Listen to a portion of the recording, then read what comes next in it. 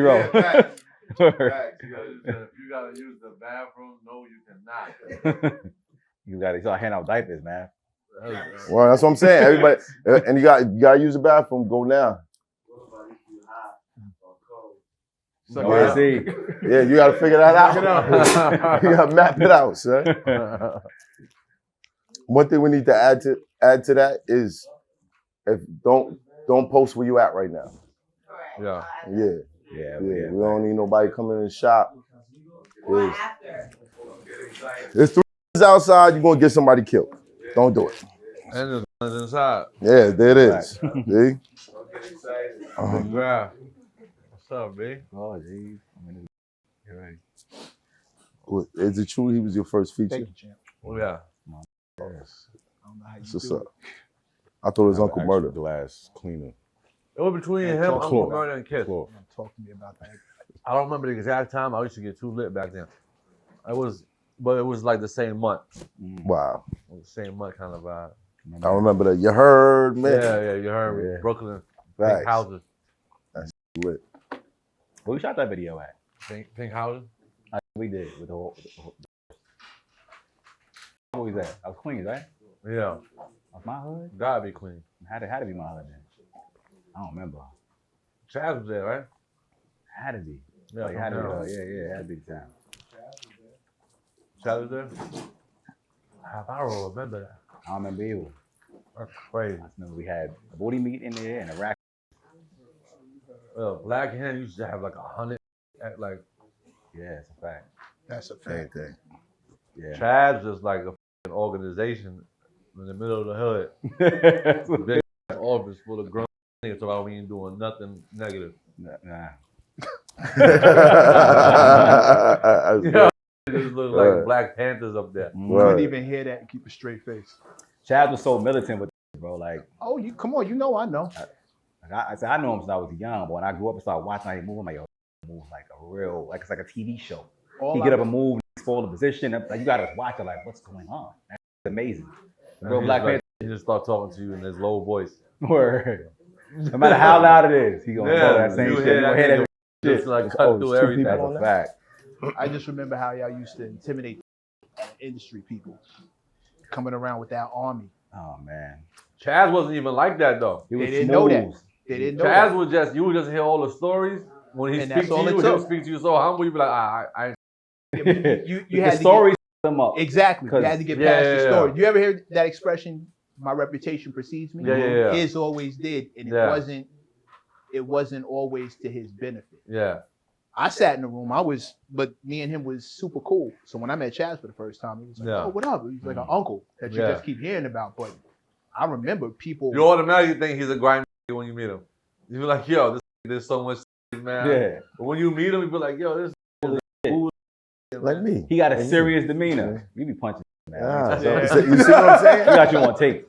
They're like 20 years old. Chaz ain't on tape. Chaz ain't on tape. Yeah, exactly. Just hear the story. You know, Chaz never used to want to do no interviews. You know, I went to London with him. And that's got lit. I was like, get on the radio. He's like, nah. Like, come on, Chaz, get on the radio with me. He's like, he got on the radio. He got a taste. He was going crazy. Yeah. And everybody loved. He had a good his personality's big. He did a Cocaine City DVD. He did. Yeah, he did. Oh. He did. That's a fact. Those DVDs. Rest in peace. For sure, man. Rest in peace. Man. I'm gonna wrap him to the end. But that's what the podcast is now. True. Faster. Yeah, that's what I'm it's saying. faster. It's more interactive. Yeah. It's faster. And there's not a lot of space for editing, but it's the era for me. And no guns. And no guns. It depends on who you ask. Yeah. Just weed smoke, depending on who you invite. Was that a thing? Like, was you pulling up? It's like, all right, cool. We're gonna shoot this video. Where your man's with the guns at? Nah. That wasn't because everybody was doing that. Just incriminated himself with that shit. Yeah. Just with it. I was just scared for the cameraman. He was always right in front. I ain't gonna lie. Back in the days, I did a video for Smack, and I would call my like, "Don't get all the guns." Right. I used to always make niggas holding the cameras brave as fuck. Yeah. Pointing at, it's like a bunch of half niggas can't aim. Is the safety on? Right. What was homeboy that killed the female? The female that was holding the camera. doing like they were shooting a big movie. I didn't hear that. Alec Baldwin. Oh yeah. Alec Baldwin. Right. That nigga just had a joke about it. He posted Or the some mother shit. he did. He posted some shit. And I'm just thinking like this is like a professional movie. Mm-hmm. Out of all the Smack DVDs we did, nobody got shot. Right. and a professional movie. Should have hired y'all. Yeah, this is the most professional shit ever, and they got shot. You No, like, that's damn. two. Bruce Lee went out like that too. Brandon On the set, Brandon Brandon Lee. Lee. Yeah, he got shot too. And it was a blank, but there was something in that. But even the hit him. stuntmen, they don't even talk about all the stuntmen that be dying. That's because that's what they Niggas be signed up breaking for. Nobody necks, died all that. shooting Smack DVD though. Unless it was a battle. Yeah. People probably got beat up after though. Unless Smack then just report it. We got indicted. Shout out to Smack too. Yeah, shout We ready? All right. Phones on silent. Yes, sir.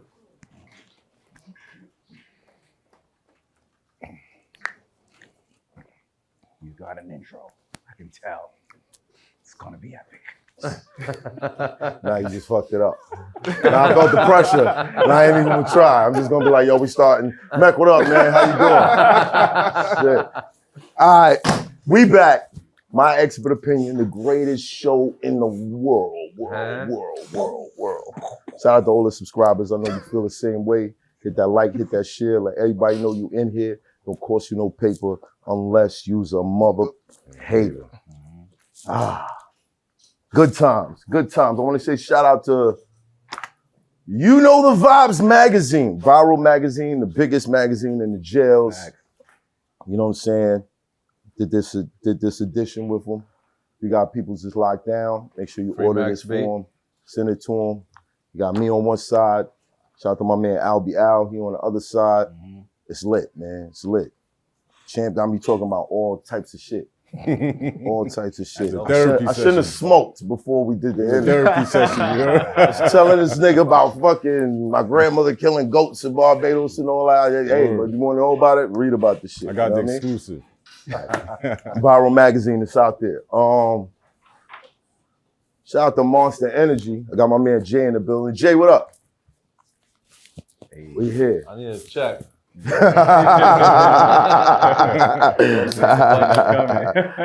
Word. Budget. We here. He actually took a sip on camera. Salute, King. Big deal. Mec, What's good, what's cousin? up, man? Why you was late, man? What's up? Family shit. Family shit? Family shit. You wasn't fighting ninjas or nothing like that? You Not wasn't- today. No? Day off. What's up, man? When we gonna see you fight, son? You never will. God willing. Somebody in Niggas the just be background coming in with here their limping, phone. talking about, yeah, I had a fight last night. God It being a willing. whole kumites, not saying nothing to nobody. Like, Well, the first rule of Kumite is you don't speak about Kumite. Nah, but seriously, people curious about this shit, They can man. stay curious. Shout out to Lady London. Caught your music. Caught those freestyles. This shit was fire. Shout out to Rob Martin who put me on to it. But shout out to Lady London. I think I saw Lady London in Nordstrom. Yeah, bro. She she was nice. getting busy. I think I saw her in Nordstrom, but I couldn't tell. But she kept walking past me. If it was you and you ain't say what's up, that was whack. That was whack. Should have just said what's up. Good thing you can rap though. Yeah, she Salute to can. you. She was can. nice. She get busy. Yeah. Shout out to her. Word. Word. Sean Bigger, man of God. Got the homies in the building. Shout out to everybody. Shout out to everybody. Vinny. Champ, what up, man? It's a new year, man. I'm glad to be free another year, bro. That's all I can say. I'm glad to be free. Oh, Jesus. You know, I ain't gonna talk about no jail shit today. No? Lies. I'm gonna stay over the Lying. jail shit today. You know what Lies. You lying. I mean, listen, look, you know, Nobody look what we believes got you, here. son. Is this the resolution? If it come up, you know, that's different. You know what I'm Yeah, saying? facts. I'm a resident jailologist. You Yeah, feel me? there it is. There it is. Everything's good, but real quick, the YKTV magazine Instagram, for some reason they ain't letting us log in, so we got the YKTV magazine _backup on Instagram. So make sure y'all follow us. Is it because y'all be posting up Here we go. stuff like You know exactly where to go. Like Yes, this? man. Hey, Listen, they agreed to do the photo Is it shoot, because bro. they be doing stuff They agreed like to do the this? photo shoot. It's for the guys behind the wall, man. Shout out to Nia Lee. Nia Lee, still I looking remember good out here. Rest in peace, K. Slade, for having Word. Rest in peace, Yes. K. Slade. Big Facts. shout out to Trend. K. Yeah, Slade, man. big facts indeed. his If joint. it wasn't for him, we wouldn't be as big as we are His right shit now, used to be bro. like a phone book. Word. Yeah. Yellow pages. That shit used to be full of joints. I'm telling you. Miss K Sub-Zero. Yeah. Miss Yeah, Shout out to yeah. Sub-Zero. Shout out to Sub too. Yeah.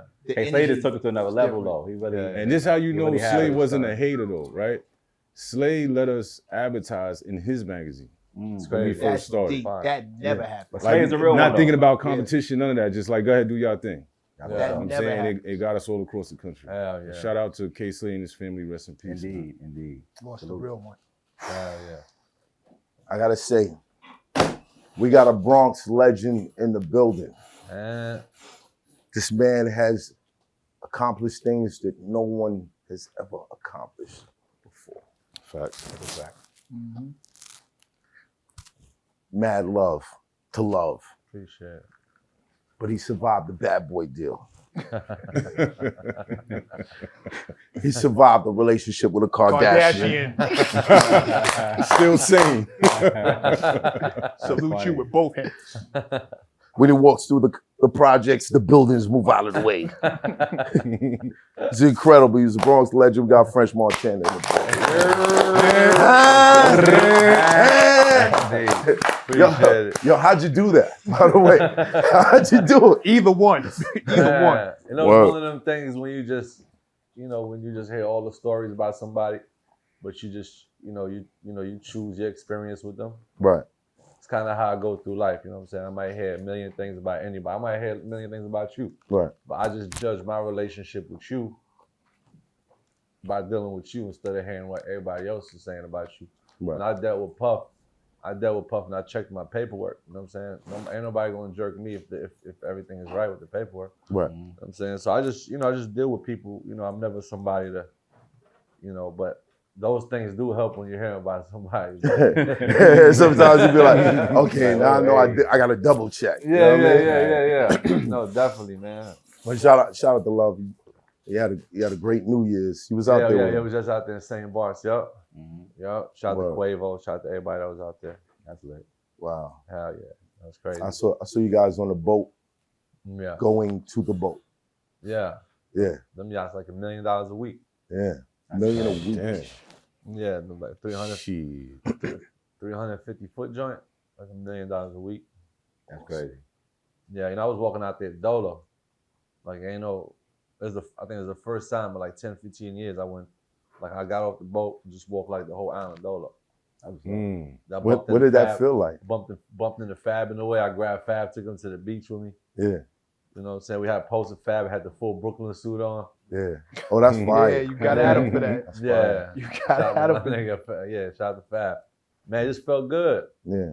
But I know it's gonna be the last year like that in St. Bart's though. Why? Because, all the blogs picked up all the rap niggas over there. It's about to be like South Beach next year. Oh, Yeah. Oh, everybody going out there now. Everybody We gonna going go. to St. Bart's like French in them. You know, The new Tulum. Word. Yeah, you're gonna bump into all the African scammers next year over there. It's gonna be hot. Y'all made it It's hot. gonna be hot. Word. Funny, son. That's dope.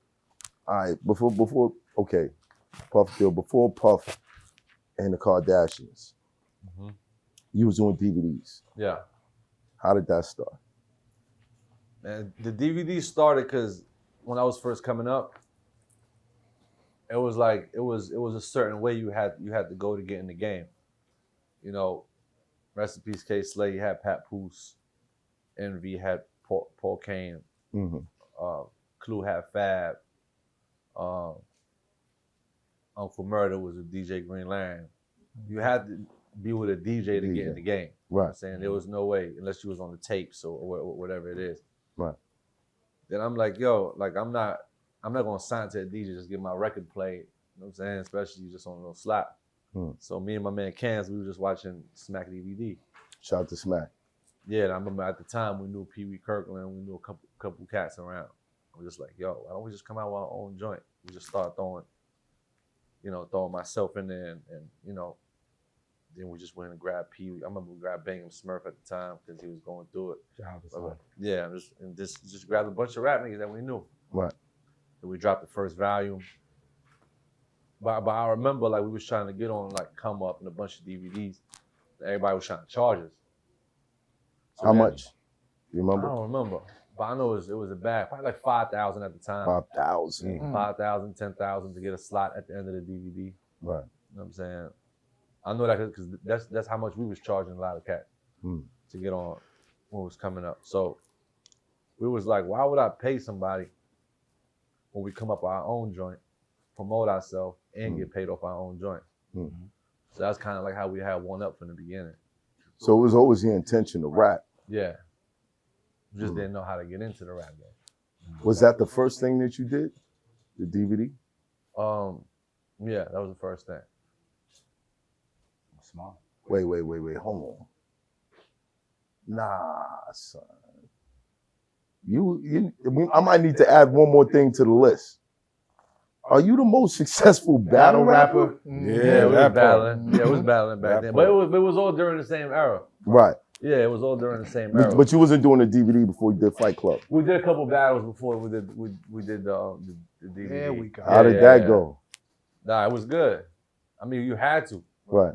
It's like from the Bronx, it's like everybody rap. If you don't battle, then nobody gonna know how nice you is. What was your record It's in just there? like, I ain't take no losses. You didn't take no losses. Nah, we right. would end it before I lose. There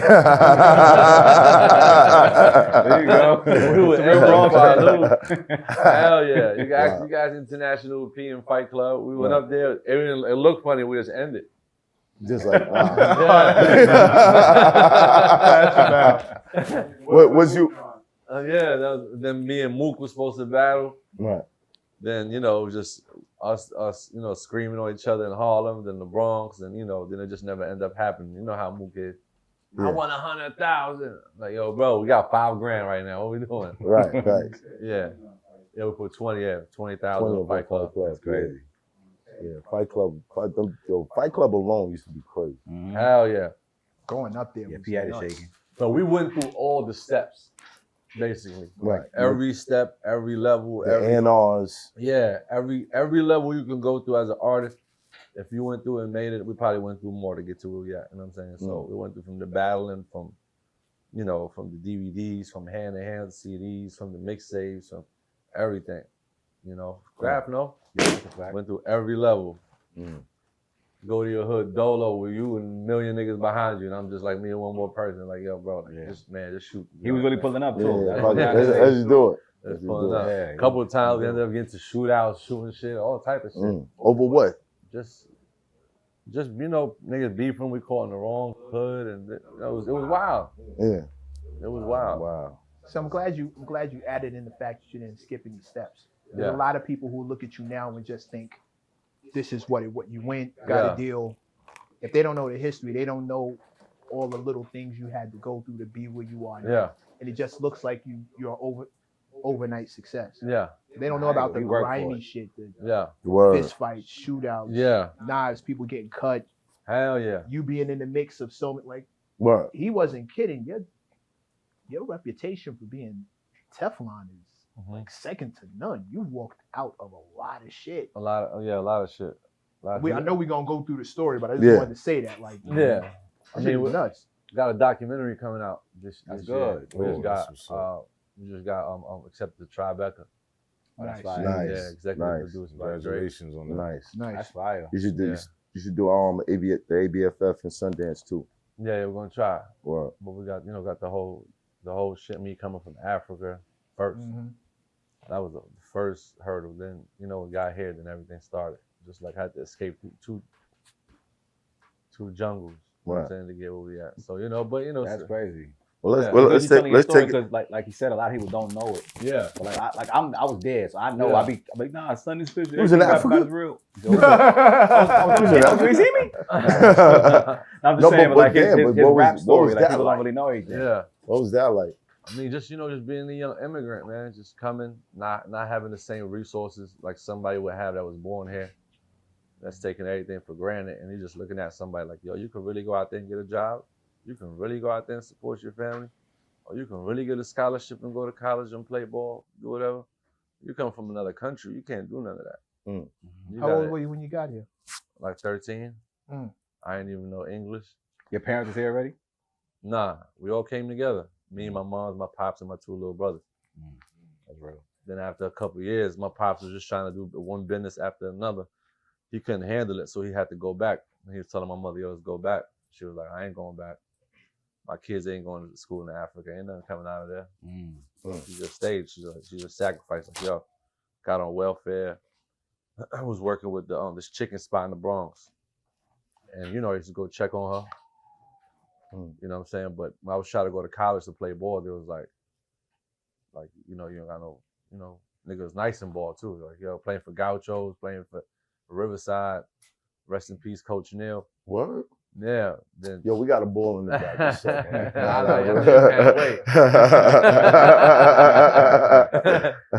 Yeah, my knee bad though. I can't get you no business right now. Oh, yeah, okay, all right, cool. Yeah, but Tim's. Yeah, that's what I'm saying. So I was trying to go there, then it's just like that didn't work, couldn't get a job. Then that's when Cocaine City started. Cocaine The real City. Cocaine City before the Cocaine City. Right. Wow. Right. Statute of limitations. Yeah, that's 20 years. Yeah, no, it's We good. good. You Yeah, good right. now. We good. So how did that start? We good. We good, man. How that started, I just walked in on my mother crying and praying, like at that job she was at. Like she just hit her limits. And I was just like, yo. Something gotta give. Yeah, I went through what any kid from the hood go through sometimes. You know what I'm saying? When you're back to the wall, you just gotta get to it. You know, you just gotta.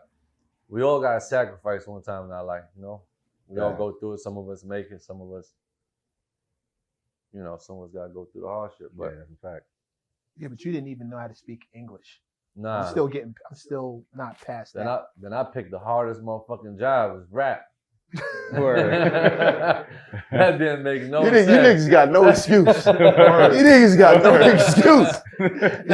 None at all. Like, that shit is crazy. Word, that's crazy. What was the Word. original language? No, it was Moroccan, Arabic, and French. That's crazy. Yeah, that's when he gave me the name French, because I used to be speaking French to all the Africans, all the boosters that was down the street on the East Tremont. They used to be like, yo, your name is French. Who taught you English? Man, me just having to learn to survive. I thought you would say something like that. Yeah, just having. I used to go to school and just be like, you know, people talking to me, I don't even know what they're saying. I'm just like, That's crazy. and on the side, it took me a couple years, but you know, then it's like they put you right in the mecca of hip hop though, like you know. So the music helped. Yeah, it was just like, you know, Slick Rick and Gun Hill. You're hearing about him catching gun charges. You're hearing about he's an immigrant too. You know what I'm saying? Right. You're hearing about KRS. My man Booby was a boxer right there in about 193. I used to go fuck with him, and Big Pun would just pull up on us, just playing like all the joints before Big Punisher came out, before Capital Punishment came out. That's good. Playing a bunch of joints like, yo, how this sound, twin? This is like, you know, just like hop out. It was just like, you know, the mecca. It felt like, you know, you was right where hip hop started, and I was kind of always look at them like, yo, damn, everybody rap. I gotta be a miracle to come out of here, because, you know, it's like rap is something that, you know, all of us protect. You know what I'm saying? Because we created it. Right. But me as an outsider trying to get in it, is like I tell niggas I rap, they be like, man, get out of here, go do something else, Frenchie. You know what I mean? So like you had to prove yourself. That's when the battling came, and that's when ciphers came, and that's when lifestyle came. Because now you can't just rap, like you can't just be on a computer and rap. In the Bronx, you have to be like, You had to be outside with it. you had to get punched in your face. You had to punch some niggas in the face. You had to shoot at somebody. You had to go to the bookings. You had to do, you know, you had to really like, because everybody talked. Right. Then your name was circled to Harlem. Then they get Brooklyn, Queens, and you know how it goes. Right. Thanks. Yeah. I don't think people understand that you love hip hop like that. Yeah. I don't think that's in your image. I don't think when people hear the name French Montana, I don't think they associate you with the love of hip hop. Yeah. I think it's more of an association with a love of money, love of lifestyle. Yeah, I love that too. No doubt. As well you should. Yeah, Because you earned it. Yeah. But I'm happy to hear you tell people where you actually definitely, come for sure. What was your favorite albums growing up? All Eyes on Me. Mm. Yeah, All Eyes on Me. Because I remember listening to Ambition of a Rider, and I didn't even know English. That's around the time. That's crazy. I remember we used to be like, yo, whatever he's saying on here, I just felt his hunger, his pain. Yeah. Yeah, around that time, I was just like, yo, man. I came here like a week after Pac died. Damn. That's crazy. Wow. 96, I remember. So that was probably all you was hearing about. Yeah. That's all I was hearing about. I came here like a week after he died, because I was, you know, I wanted to meet him. Like, yo, I know it probably took me years to meet him. You know what I mean? Right. But yeah, that was one of those. It was around, Wu-Tang and Pop. Everything That going was, on. Yeah. And Biggie went after Yeah, that. Biggie went 6 after months. that. Yeah. Hell yeah. It's crazy. That was the time. And you learning English in this. That's crazy. Yeah. You know what I'm saying? Did the music help you learn the language? Yeah. But the music was just the feeling. Yeah, fact. The music was just the feeling. It was a rush. It was, that's why it kind of helped me in a sense when I make music now, because I can make music for somebody that's in a whole different country that don't even know English. So it kind of like, that's why even with some of the hooks you hear, some of the things, when I do them, I just be doing them from somebody that's still on the other side too, that don't even know English. So I be trying to keep my international air open too. Wow. That's dope though. Yeah. Let's circle back around. You saw your mom's crying. Yeah. Can't keep going like this. Yeah. Her day job ain't getting it. You got 2 younger brothers. Yeah. Dad went back to Africa. What's the next couple steps? Who took you to the Call plug? up my cousin to get some cocaine. There you go. So your cousin was already, Yeah. he was already fucking around. Yeah. He was already living here. But he had a citizenship though. Okay. So he was good. He get locked up. They smack him in the wrist and he'll just, me. Come back. I get Send locked you up, back I home. get deported. Right. So now you just walked in and your mother crying and she sacrificed to let your pops go back and she's trying to raise you and your brothers. Then you go and do some dumbass shit, sell cocaine, and you get locked up and get deported. What did she really sacrifice for? Right. So it was a double-edged sword. It's like you walking in this, you know what I mean? You walking in this, yeah. So you gotta, you can't keep smacking your luck in the face, basically. So, I did it for a minute. Went from that to crack. What was your first week of hustling like? Man, it was just the biggest problem I had was trying to hide everything from my mother because we lived in a 1-bedroom apartment. Right. So it was like, you know what I'm saying? So it's like, then my man, shout out to my man, he used to live right across from me. He would just come and leave a whole half a joint in the crib. A whole joint in the crib. I'm like, yo, my mother found it. She's going back to Africa. Right. It's going to be over for me. Yeah, because I used to be hustling and holding work with my man. He'd pay me off for that too. Then it was just like, I just started doing a whole bunch of shit. I was like, yo, that's probably the scariest part. Man, scariest part. Bro, I was 15. I had a fucking wooden panel AK behind my dresser. Crazy. And the only thing I used to worry about was if my mom finds this shit, she's going to use it on me. She's going to be like, oh, word, it's what you doing. It's over. But, God. Yeah, that's right. Like, damn, looking back at that and thinking like the difference between where my kids is at and that, and like where your kid's going to be at and not having to deal with that. Yeah. It's got to be amazing. Yeah, definitely. But I kind of, sometimes is it a blessing or is it a curse for them? Because they ain't going to go through what we went through. You know what I mean? They might have to go, you know what I'm saying? Right. It's like, Will they understand the value of things? Yeah. Right. That's the parent's job. You have to instill that value. You have to explain to them why they're better off.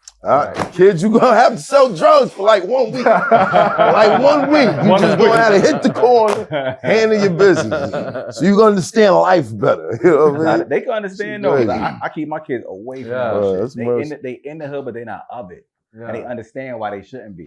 You know what I'm saying? I try hard to, they outside a little bit, but I try hard to make them avoid that. There was a saying that there was like a man that hustle help his next generation not walk. You know what I'm saying? Back. Then the generation that I know that. It's a tough people make easy times. Easy times make soft people, and soft people create tough times. It's like a whole cycle. Right? Yeah. And that's where you at now. You're in a position to create easy times for your generation. You got to stop them from being soft. That's what I'm saying. And entitled. How did your father feel it? Did you still keep in communication with him after you did that? Yeah. I watch a lot of my friends just like, yo, fuck my pops. Fuck that. As soon as somebody walk out. But I realized his situation after I had a baby with somebody. Right. Yeah, you know what I'm saying? I'm like, sometimes I look at my son, then I picture my father. The way he looked at his son, then I understood his story. So it's just like, sometimes you don't understand why your pops do certain shit. Right. What was your understanding of why he left? But then when you have the baby, you start dealing with the baby mama. You be like, oh, this might have happened to me. Oh, you know what I'm saying? Crazy. even though my mother's the most beautiful woman in the world. You never know, like, you know. How it might have played out. Yeah, how their relationship was. So I kind of respected him more. But it's just like, you know, you ain't never going to feel that pain until he in the grave. So you want to correct every relationship, you know what I'm saying, with anybody that have that type of effect in your life. Right. How did you feel when you was young and he left and you had to deal with it then? Did you like resent him or you understood it then? Or man, when he left, my mother became my wife and my two little brothers became my kids. Like it was just So 100%. At the end of the day, I had no time to think. Right. He left and she didn't want to leave. She sees something he don't see. It's about faith, man. It's about how strong that woman was. Like that faith that she felt that she still don't speak English. How about that? Wow. Still. She don't care about the English language. She just made sure that I had the opportunity to become French Montana or whatever Allah wanted me to be. Right. So do you go to Pops and be like, you was wrong?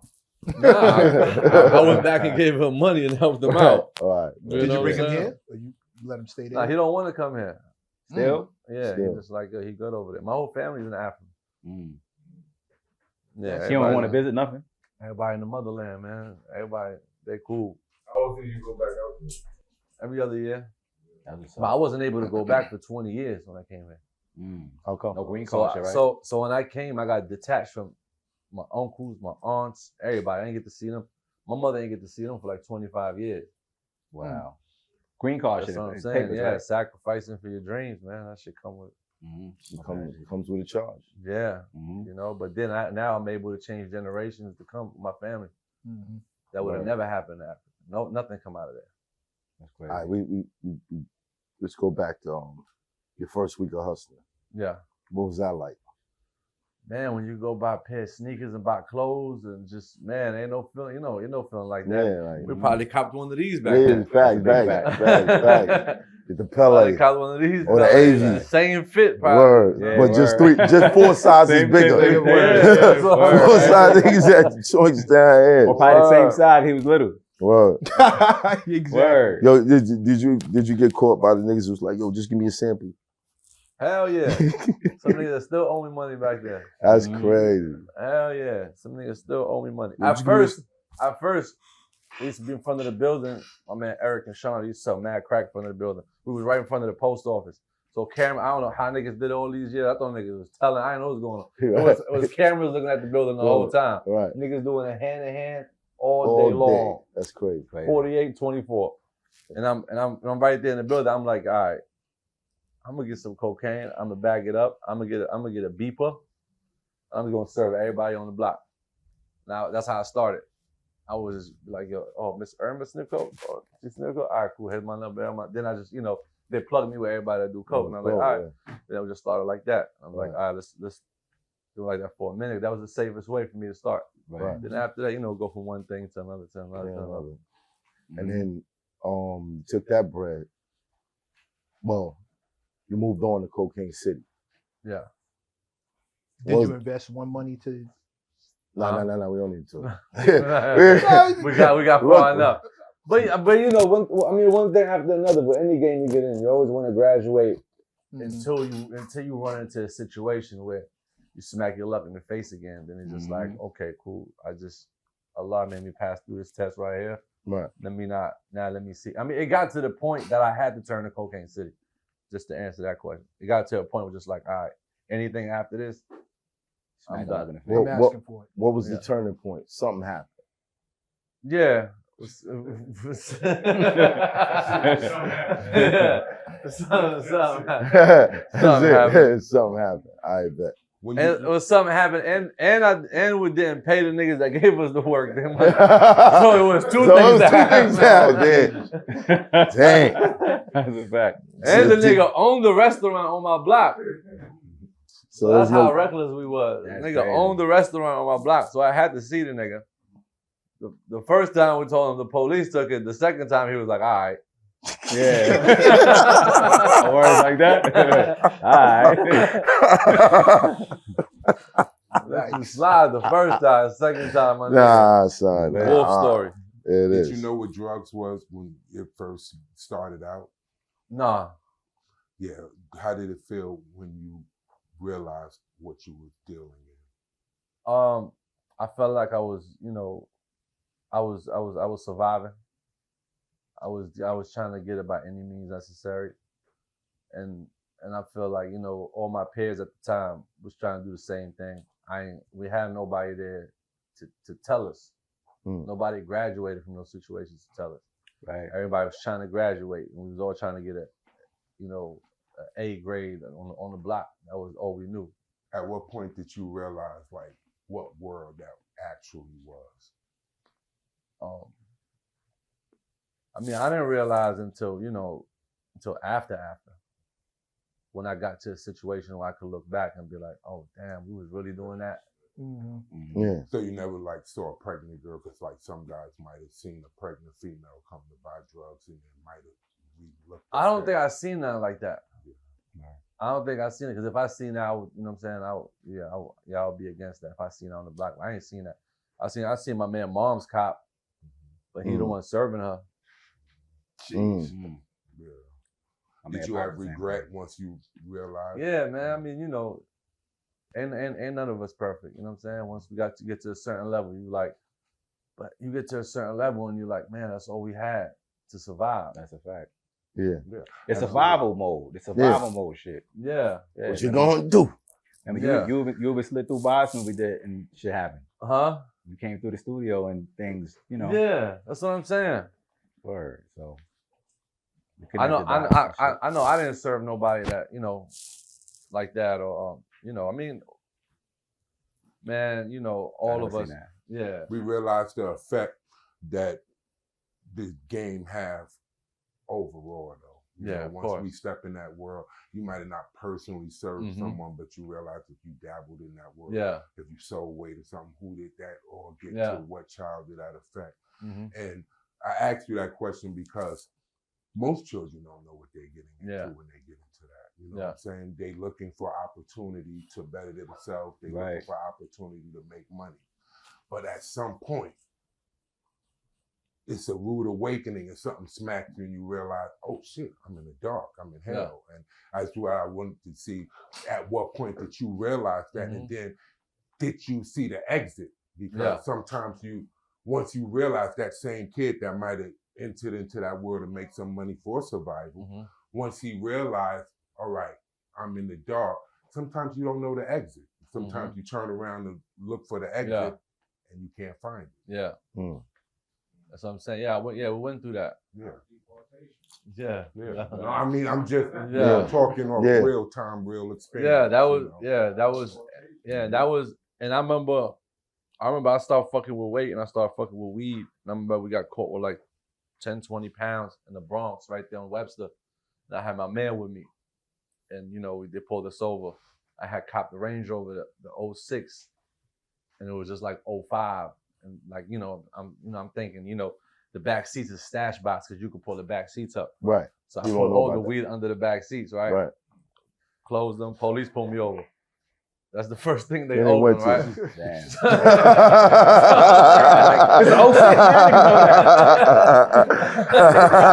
What man's Taurus? Nobody don't know about this. They must be on the way. So I had my man, he was Jamaican. I had my nigga in the car with me, and I'm like, yo, man, they got him out the car. They were like, yo, who weed is that? You know what I mean? So they brought me to the back. As soon as they pulled me right next to me, like, yo, man, just tell him. So I'm like, yo, man. So I'm looking at my man. I'm like, this is it, man. Because I don't know, like, if you're going to get deported for 20 pounds of weed or not. You know what I'm saying? You don't know, because now you can. Right. Now you get deported just for not having your papers. That's because of whatever Donald Trump came with. So I'm like, damn. This might be it. So I had to tell my man, I'm like, yo, I could go, right? And he was helping me with my rap career, this and that. He was one of your niggas that always pushing you, like, yo, we gonna do this. Right. Like how D-Rock was with Big. Right. I'm like, this is my D-Rock. Yeah. So he like, yo, we gonna do it. We gonna get out of here. I'm like, all right, my nigga, look, you gotta take this case from me. Yo, Frank, you pointing this way. Make sure. No, it's not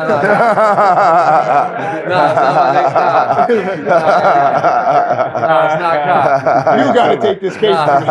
It's not my man Kai. All right. So I'm like, yo, you gonna take this? He's like, man, I got you. We're gonna do this shit, man. Just do your thing. Whatever I gotta do, woo woo. I'm like, yo, it's weed, man. It's gonna be an R&R or something. You know what I mean? Slap on the wrist. So boom, we get the court date. We go to court. We go in front of the judge. So the judge's like, yo, whoa, 20 pounds, this and that. He's up there. And then he looking back at me. I'm standing there. Like, oh, God. Boom, he's right there. And judge reading him is right. Ooh. Said, it might be a possibility of jail time, 30 days. And he said, hold on for a second. You ain't tell me it's going to be no. In the middle of the court. I'm like this. I'm just behind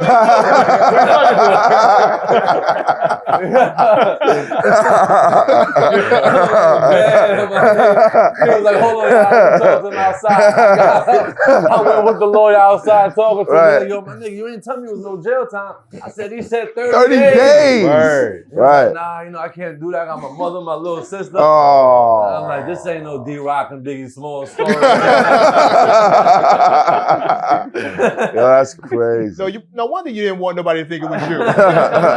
Hey, you know the story. You knew the story. You don't want to be the dude on the Wow. other end. Yeah, I ain't even gonna say his name, but yeah. It's not D-Rock. We got it. It's not D-Rock. Yeah, But he ended up doing the 30, right? Nah. He did. He backed out of it? So yeah, he backed out of it. Wow. So I had to go up there and, you know what I'm saying, and just be like, it was mine. Luckily, back then it wasn't as, you know, as sticky as now. Right. It just, you know, gave me probation or whatever it is and just. You mean you have to sit? Nah, hell no. Crazy. That's what's up. He could have got the same shit, a little slap on the wrist. That's what I'm saying. They just said possibility. He jumped out the window for that. There's a possibility you might do 30 days. Then he was like, hold on, Your Honor. Possibility. Hold on. French, they got us. French, they got us. They got us, French. Mr. Montana, they got us. I never seen no shit like that in my life. Great. Nigga That's turn crazy. around in the middle of the car like, yo, you ain't tell me no jail time. Can I talk to you outside for a second?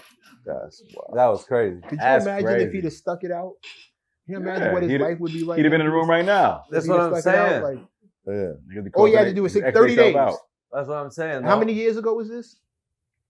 06, so like, what, like 18 years ago? 30 days for 18 years of just. It wasn't even 30. He even did 20 out of that on the island. He might not have did nothing. I knew you was gonna bring jail up. I knew it. That took no time. Right. Yeah. That took no 21 time. days. I knew it. That resolution smooth out the window. So it was a situation like that, and like 2 other situations were just like, all right, you know, Need a plan B. Wow. need a plan B. With the DVDs. Yeah. Then we was fucking. Know who riding in the car with you next time. Yeah. Bro, Please. Know who's riding in the car. That's Yeah. a fact. don't ride with nobody in the car. How about Yeah. that? What does got to know? Yeah, you gotta know who you're riding with. That's a fact. Then when you get into that life, you know, it don't just come like that. You start beefing now.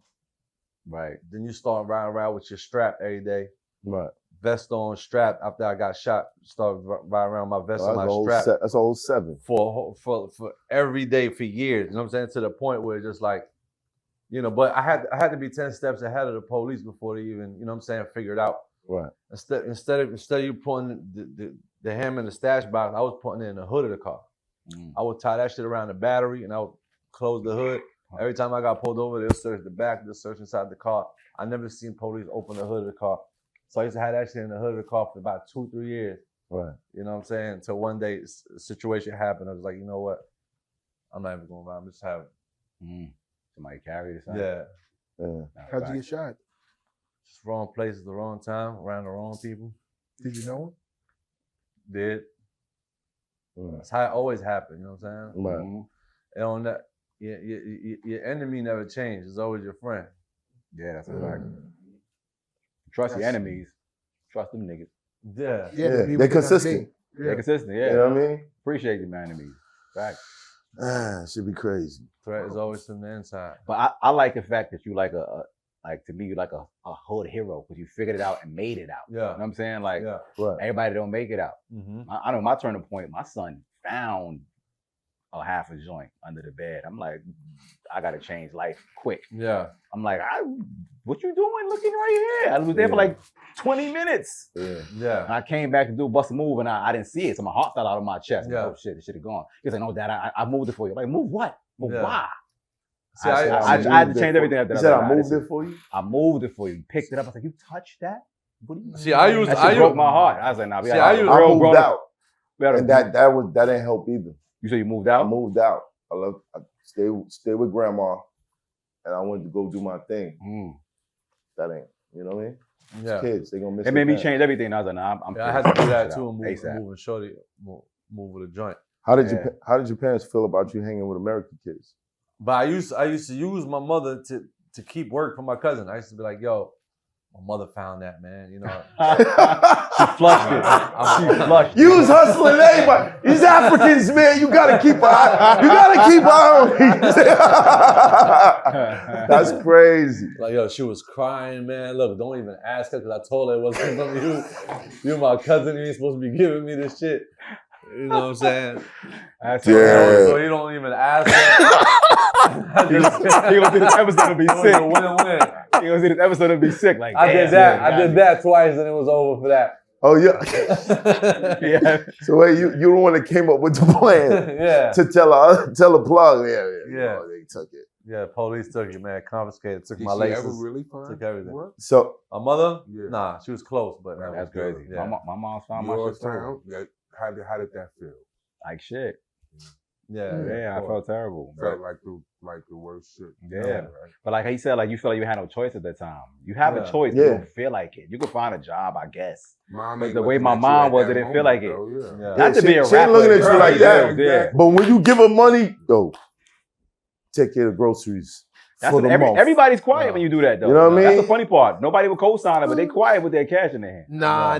I've been in a couple of houses where I've seen those. My mother won't take it. Yeah, they didn't. If she knows doing that, if she knows where it's coming from, you can't. But they ask questions. Where'd you get this? What you been doing? I used to lie, tell her everything is fake, the clothes, the Gucci, everything. I'm like, no, it's not real. Like I used to lie about shit because she was like, where's this coming from?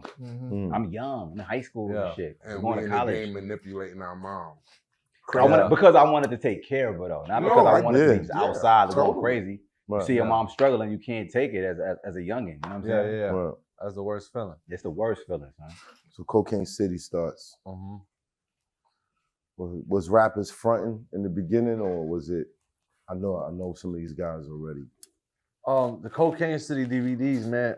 It was just like it's like, you know, people go to college to study to be a doctor, get their degrees. Now I felt like Cocaine City was like my college years, because we would put every rapper on a DVD. The next year, about 20 of them rappers, only like 3 left.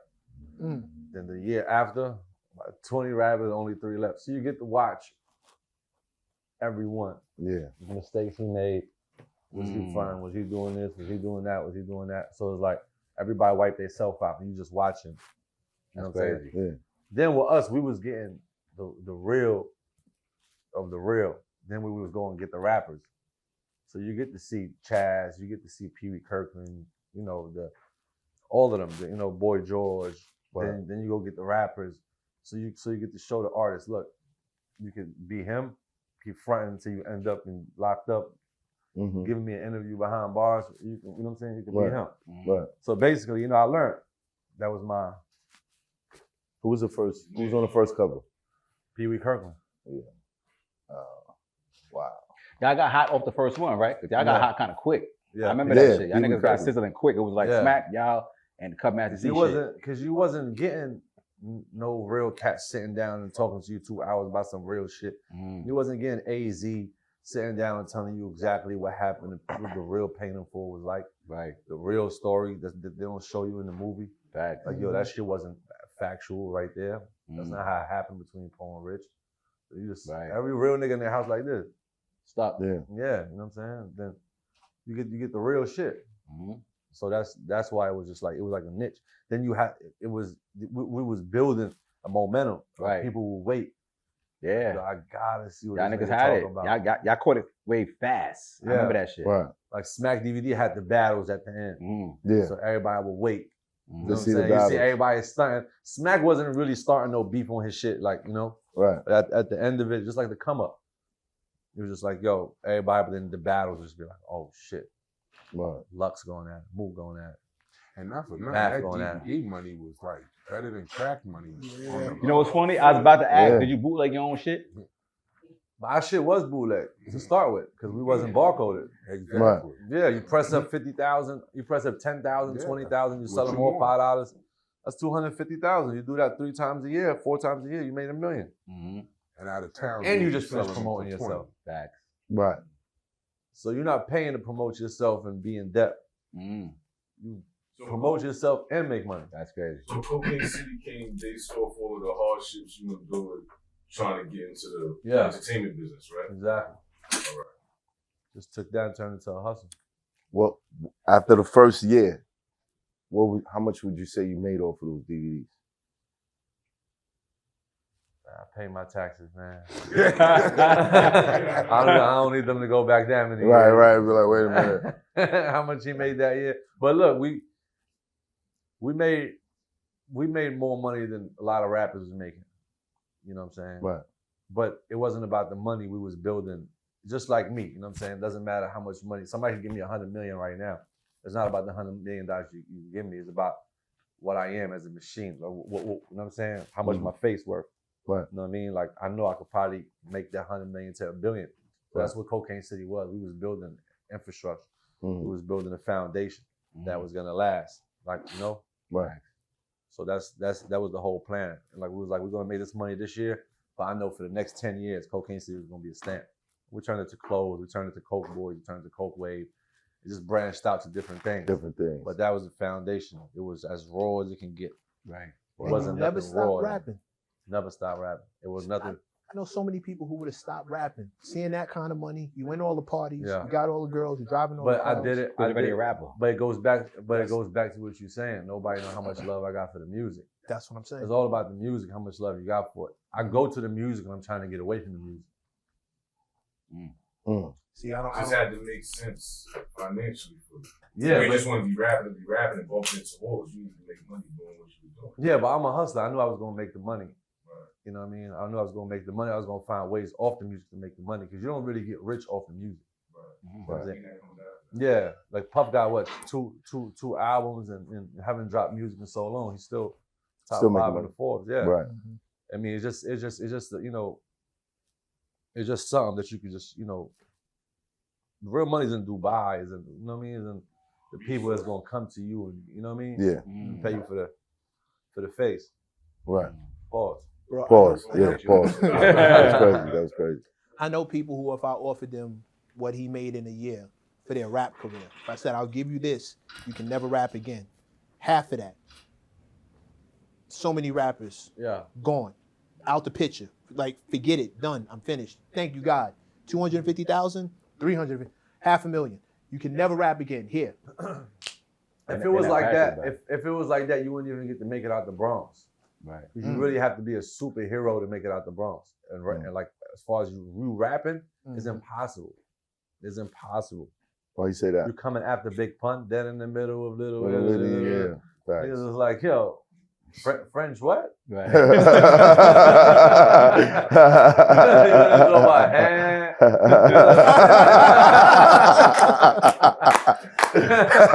That's funny. You know what I'm saying? Yeah, I mean, those are some big shoes. Yeah, You know what I'm saying? Yeah. What? That's how I felt. See? I get you. That's some But- big shoes, I- bro. The Mecca. That's But like going fucking- back to the DVD thing, I know, like, just like, some interviews recently, Styles P had some issues with some J Hood said on his show. Yeah. How many phone calls was you getting? What you mean? I bumped into Fat Joe in the middle of West Side Highway. I'm driving my car, the car I just bought off the DVDs and all that shit. Right. Fat Joe put his window down. Was you that DVD nigga? I'm thinking he about to give me my props. Yeah. So yo, don't you ever put a nigga on there with a Terror Squad chain on like he stole it from us. I remember it was a nigga that had a Terror Squad chain on. Yeah. I was like, yo, don't you ever put a nigga on Terror Squad. That's how me and Fat Joe first met. Man, wow. You know what I'm saying? So we just enjoyed it.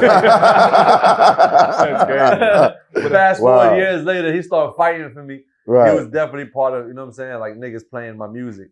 You know what I Right. mean? So that's how it started though. That was one situation. With a threat. With a threat in the middle of the West Side Highway at a red light. Like, yo, don't you ever put a nigga on Cocaine City wearing a Terror Squad chain. He ain't rob nobody. Cause you got your chain snatch or If there was a fight or the nigga got shot, we would somebody go to the nigga that got shot in the middle of the hospital. Yo, how you felt? Jesus. Yeah. Man, it was raw. That niggas was raw with it. Yeah. That's a fact. You're putting yourself in the middle of it though. There's a lot of self-inflicted issues. Yeah. It was a lot of problems. With dudes who obviously are familiar with problems. Causing problems, having problems. Yeah. Dude just got shot. You go interview him. The people who shot him know that you just talked to him. Yeah, we was in the middle of it. But think about it. We go back to the block. It's the same thing. Yeah, but now you're just expanding the network of issues. Now you got them filmed. But I'd rather beef over $1 million a year than beef over a G-Pack. But how did you handle it when you would have an episode of Cocaine City and there's somebody else that's beefing with that person and they see you or your team? Like, how did you handle those issues? Yeah.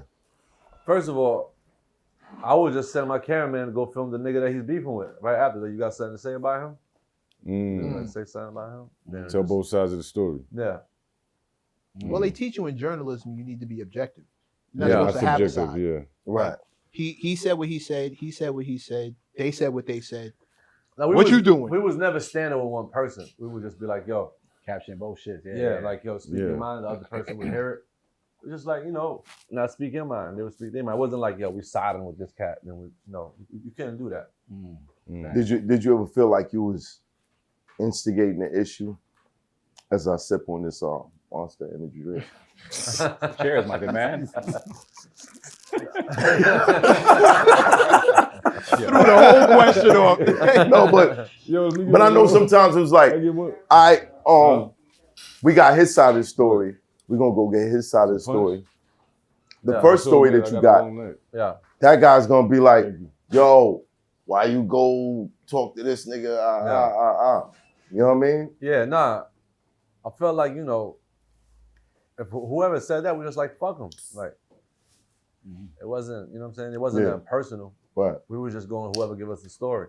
If you don't give us the story, it's your fault. You know what I mean? You clear it on another platform. Right. Like sometimes somebody will come over here and say something about somebody, and the other person will answer them on a different platform. It doesn't take away from us, you know what I'm saying? What about the rappers you was cool with? What'd you do when somebody said something about them and you're like, I just did a song with this nigga? I was just telling him, yo, he said this. You want me to air it? You got something to say about it?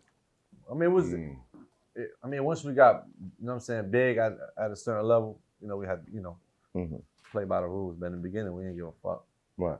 But think about it, back then, everybody was so with the shits, everybody in the streets, everybody wanted that type of smoke and that type of attention. So it just made y'all hotter. It made niggas gravitate to the DVDs. You want to be in the shits. A lot of beef. We had a lot. Yeah.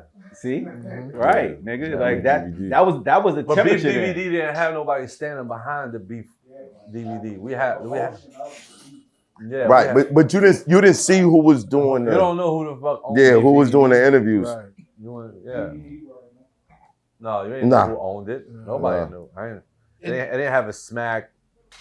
It didn't have Fendi. You know what I'm saying? Like you just didn't know who the fuck they was. Well, us, people knew, and we had to be outside. Right. That was my issue with The Source. The Source magazine do something. Everybody knew me as Mecca from The Source. And next thing you know, I'm answering for shit stories I ain't even write. People I ain't even talk to. G-Unit ran down on you, son. Never. First of all, D12 is ready to stomp you out. Rest in peace, Proof. Well, that's my God. First of all, I was never in the streets like that. Second of all, I always made it a point to make people understand we are being objective. This is the story. You're gonna beef with him whether we talk about it or not. Y'all were beefing anyway. Right. We didn't make y'all beef. You're beefing now. You're beefing publicly. You won't shut up about it. Do you think people aren't gonna say something? Okay, so we're here to give the people what they're asking for. They want to know more about it. You can talk to us. He's gonna talk to us. Now the only issue is, if you don't say nothing, his story becomes the truth. Right. That's all you need to know. Well, being that you was at The Source, I gotta ask, did the DVD era slow down the magazines? No. We would watch those in the office, and we would have those in the office. The magazines went beyond where most DVDs could get to. No disrespect, but jails, of course, jails. Of course, you would. Right. But we sold across the country. We sold out of country. We had them in Japan. We had them in Australia. So magazines went everywhere. But we loved the DVD. Our shit was more of mixtapes. You know what I'm saying? Like the magazines, That's you how I would more looked get at it. consents. And you would put it out more in the professional way. With us, we would press them shits up. We don't get no consent forms from nobody. We would just put them shits out. It were all the moms and pop stores. It would go, you know what I'm saying? We had them in the office. Yeah. People would come to. I don't know who you had bringing them to the office, but we always had. Our shit line up wasn't over in Blockbuster. You know what I'm countries and saying? shit. Like, Nah. yeah, it was just like to every mom and pop stores across the country, out the country, and the bootlegging don't make it no better. So it's just. That's why I was asking you. You didn't like sell the masters to the bootleg niggas. That's what I do with my mixtapes. I sold the masters to niggas in different countries and made a stupid bag. Nah, niggas ain't buying your master. Niggas going to get. They just bootleg shit. Yeah, niggas grab. Yeah, all they gotta do is So you an artist. cop one. Yeah, I guess I was a rapper. I You knew guess. them niggas in Jamaica Ave and Canal. And London, some niggas in Africa, Japan. I would sell it to the fucking the bootleggers in them countries. Niggas knew you was gonna call Chaz on them.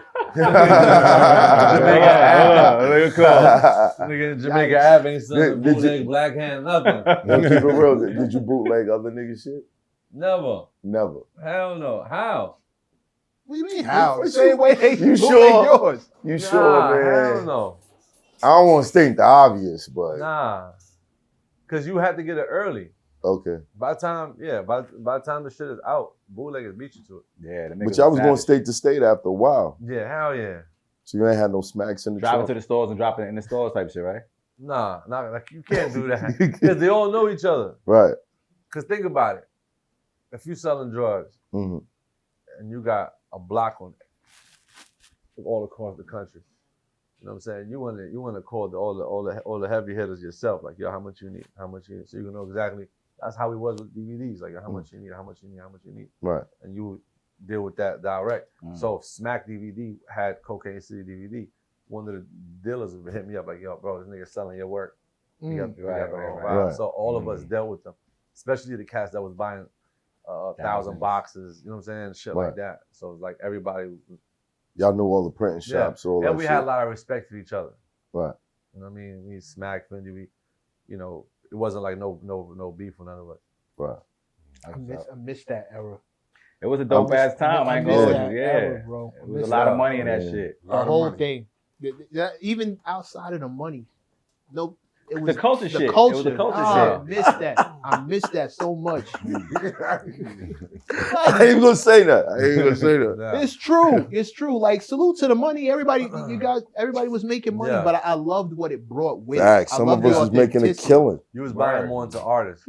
Now you're buying more to the music and the now it's their story. I think DVDs were the beginning of being able to see a rapper's story more than you heard their music. Right. Yeah. You can see the hood, everything. You get interviewed. Yeah. You know more about their beef, their issues, where they came up, what they sold, before you even knew what song they had. You didn't have the privilege to have your own platforms or put up whatever you want because you had to be chosen to put up whatever you want. That's Now, another thing. Everybody have a platform to put up whatever the fuck they want. You couldn't do that back then. Back Right. then, you had to be somebody to be on a mixtape. Right. You had to be somebody to be on a DVD. Or have the capital. Or to have be the on money. it. Right. Yeah. That's a big fact. So Yeah. Now it's just like, anybody Wild, can Wild just, yeah. Right. So when you started dropping music videos, what was the first one?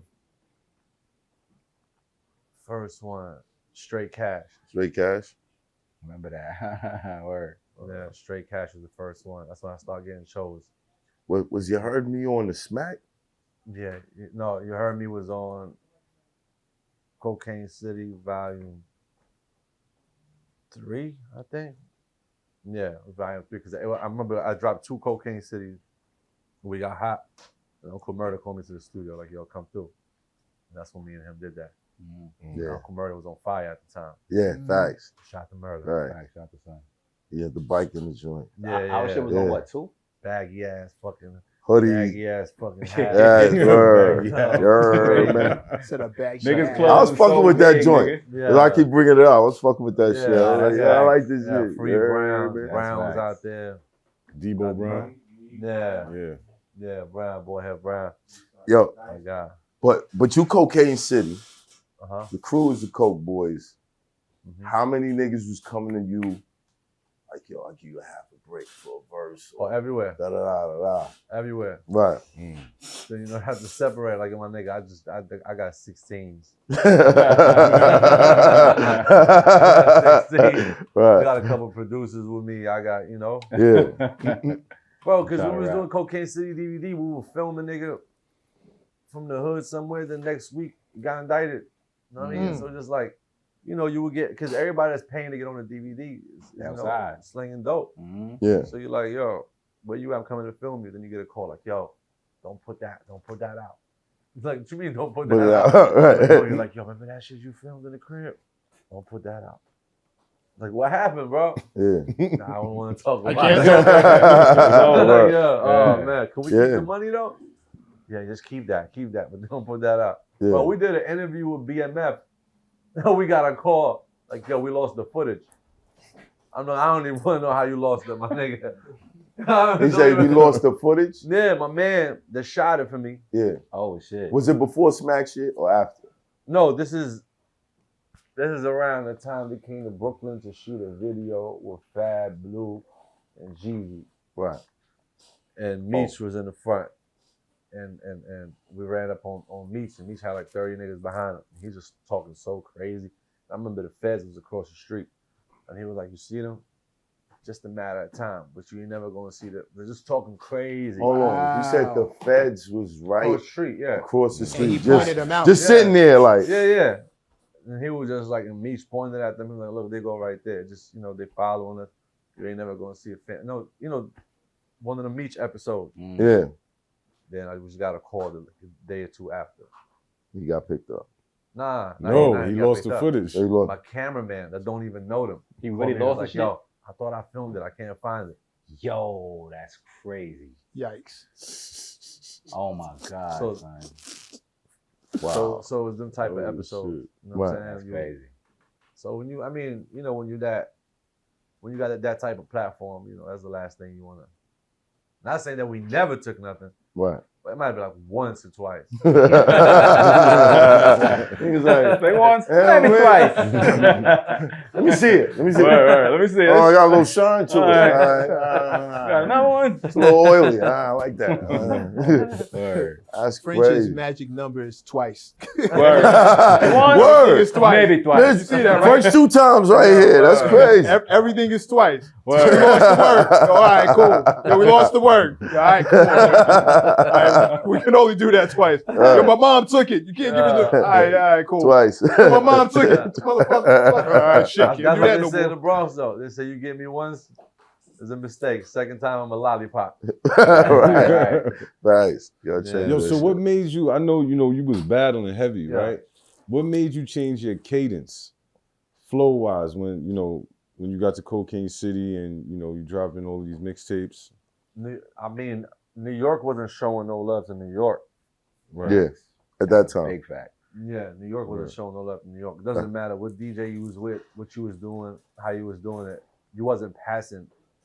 You would first get hot. You would get Connecticut, Boston. You might be able to go down to Philly, DC, and it would be it. Mm-hmm. That's if you was fish grease, like how me and Max B was. Yeah. with the mixtapes. If you was like that, you wasn't parent. All right, you wasn't passing North Carolina. I'll give you to that. Right. There was no Miami. It wasn't no. The big markets. Yeah, It's like a no, lockout. LA. Yeah. Connecticut was the shit though.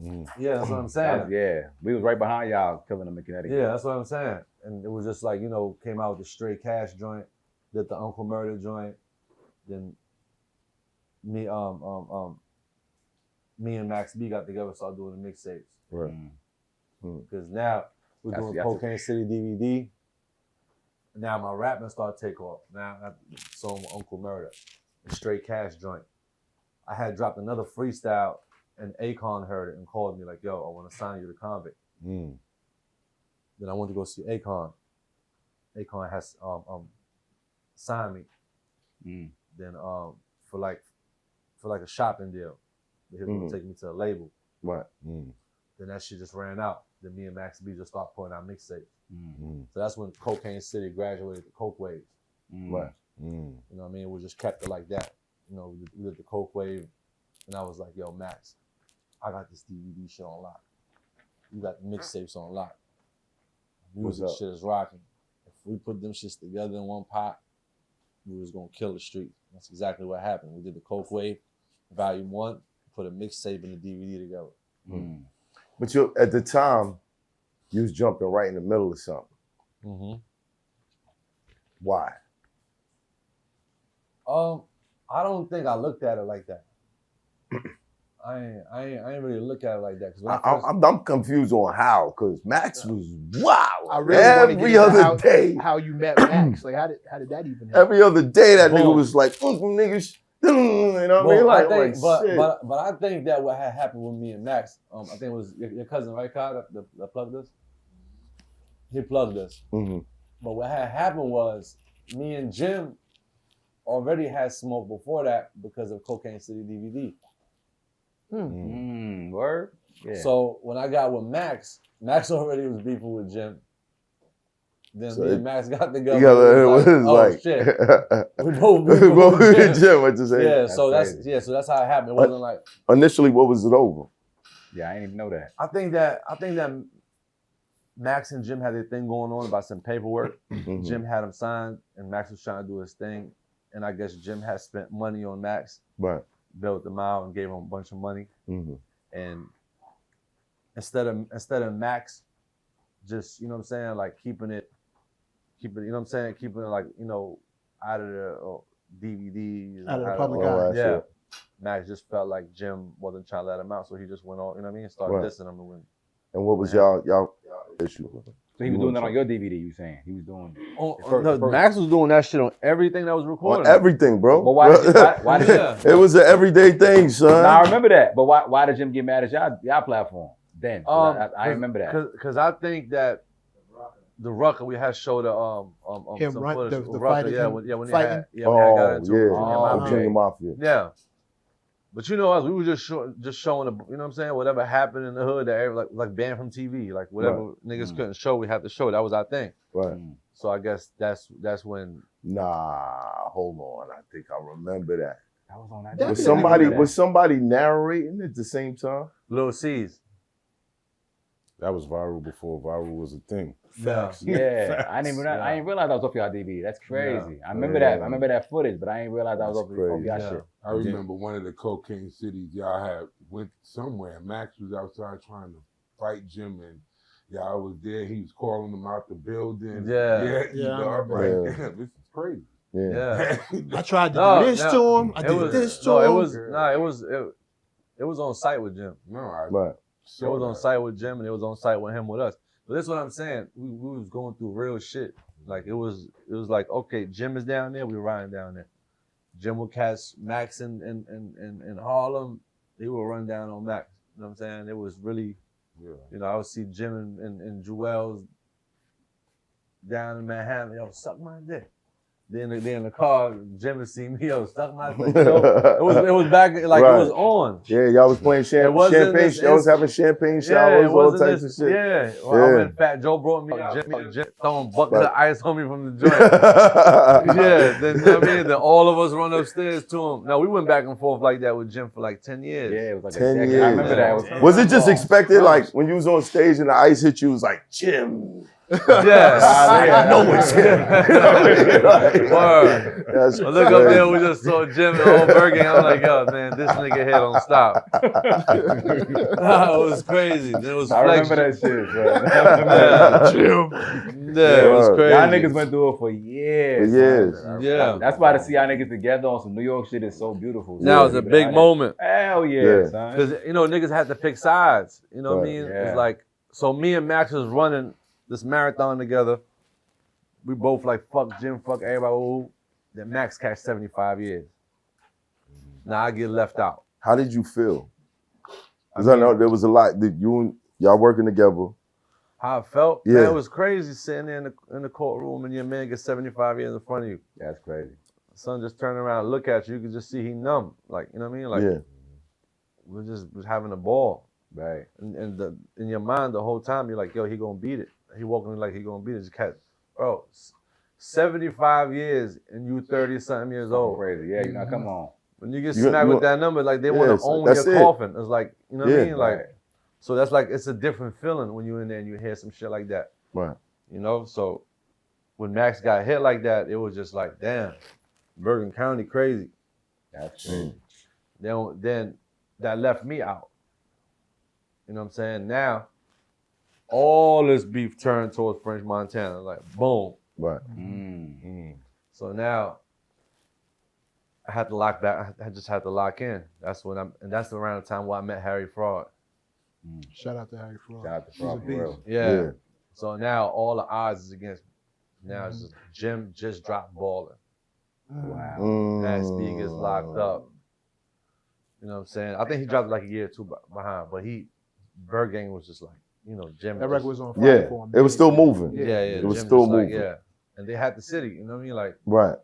That was the everything. So, yeah. Rhinestone, everything. It was just Yeah. everywhere. exactly. Yeah. So you had, Yo, stop. Stop, man. It's either You did it. Stop. It's either you was gonna play Bird Gang or you was gonna play, you know what I'm saying? Right. Montana, Max B. Max B was out of here, and it was just like, you know, French, what you gonna do now? That's when I locked in. I just came up, chopper down first. Went down south a little bit. Miami. Ross jumped on the remix. This is before Ross even tried to sign. Ross jumped on the remix. He jumped on like it was out for a minute. Yeah, it was Ross out for a got minute. Almost. It's almost a year, right? Yeah. Who got on there Ross first? jumped on it. Was it Wiz or Nah, it Gucci was Man just or me. somebody? Boy. Just me by myself. Yeah. I did like 5 remixes to that song. Yeah, I remember. I threw Wiz on there first. Right, I remember that. I threw Ross on there. I threw 3 6 Mafia on there. I did a tape with them. Mm-hmm. I threw Gucci Man on there. Right. Then the Remember last that. remix, I threw Ross on Okay. there. I think I'm the first nigga to ever work a record like that. Yeah. I had no radio. Right. I ain't have the tools that you could, you know what I'm saying? Yeah. I ain't have the privilege to go to the radio. I had to give it to everybody audience. By the time Ross got on it, you know, the club was already like, Fucking with it. yeah, you can Yeah. escape that song. Right. Then that song didn't get no airplay in New York. That's None. crazy. I was hot everywhere outside of New York, but New York, and I'm from New York. I'm like, yo, how did this happen? And Flex, like, yo, I went to Miami. This was the hottest record. Then, at this time, they still cannot play me because they fuck with Jim. That's crazy. And now, I'm in there with Fraud. And that shot caller beat come on. Crazy. And I was just like, That shit's still fire to this day. It's still fire. Facts. That's a big fact. yeah. But what's crazy though is even after Max unfortunately got sentenced, like his shit was so stained in the street, bro. Public Still stained to domains now. to this Yeah. day, bro. Facts. Hell yeah. Crazy. I'm dropping that Coke Boy 6, Right. and his music, it sound like he just made it now. Exactly. His wave is undeniable. That's a big fact. Yes. Mad niggas got influenced by his wave and admit it and bow down to the niggas still Yeah. to this day. Yeah, that's a Right. big He fact. come home now, he'll be the hottest nigga. Facts. So undeniable. So how does that Undeniable. work with you and Jim are cool now? Yeah. Does that extend to Max and Jim? Yeah, definitely. I've been trying to squash that beef, you know what I'm saying, the whole time. I mean, I would have never squashed a beef with Jim if Max ain't. Wasn't cool. Approve of it. Right. Yeah. Okay. I mean, in Max's head, he's fighting for his life. Life, yeah, it's This not is that ain't important now- anymore. His beef with Jim was, you know what I'm saying, over things that is not bigger than what he got going on right now. Right? He's trying to make a home to his kids. I'm saying he's getting old in there. You know what I mean? It's like it's a whole different. His mentality is totally different. So you know what I mean? This is something that we wasted doing 15 years. You know what I mean? Niggas could have been getting money to go. Yo, And that whole thing could have been a conversation. Besides yourself, who else holds Max B down behind the wall? That's a question you gotta ask him. I know we 15 years in and the money order's still going through. That's all I know. Right. That's what's up. What about Top Black? Oh yeah, Top Black, of course. Yeah. Oh, my man Frank, you know Frank? They got the Phase 1 label. Yeah. We fuck with Frank. No, Shout out to Frank. Yeah, he man. hold out Shout- Max. Shout out to Max, man. He got one of the best shout out spirits to in the Max. world. Yeah, shout out to Frank. Yeah. I've There's been been so rolling much up. talk about him coming home soon. He's supposed to be coming home soon. When's the last time you spoke to him? Yesterday? Nice. That's what's up. Yeah. What's the situation? What's He the said- status? He's saying he's coming home next year. So he's gotta wait. He in the camps now, so Okay. Yo, Max, if you come home, please. Oh yeah. Yeah, He'll be pulling up. soon as he touches down, he'll be the Max hottest pulling nigga. up here. Y'all niggas in Harlem, you know Max is coming Yeah, he right coming over right. here. Bigger Vel, nigga. Max gonna come Slide in. through, son. He gonna come in here with You got to pull back up. We got mac and cheese and Calvin, joints, with them son. Calvin Klein Right. t-shirts. He gonna That'd come be with crazy. the grand crew All that. with some Thower. He gonna make up for all the lost times for you. Word. All right. We're gonna take a 5-minute break.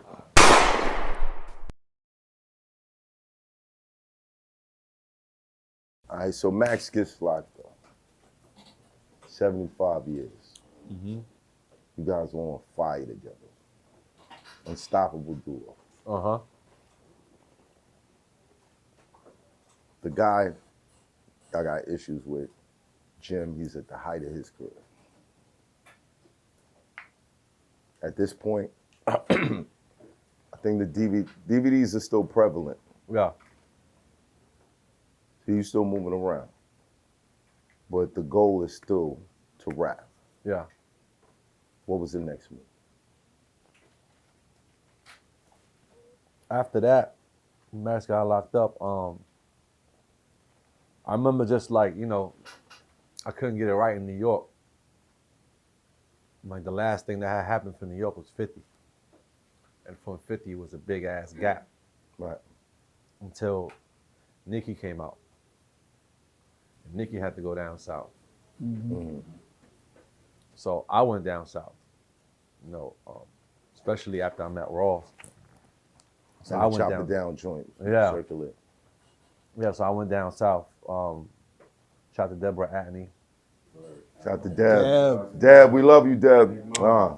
Yeah. So I went down there with Deb, Ross, just got embraced. And from that, you know, New York was just like, oh shit, that's one of ours.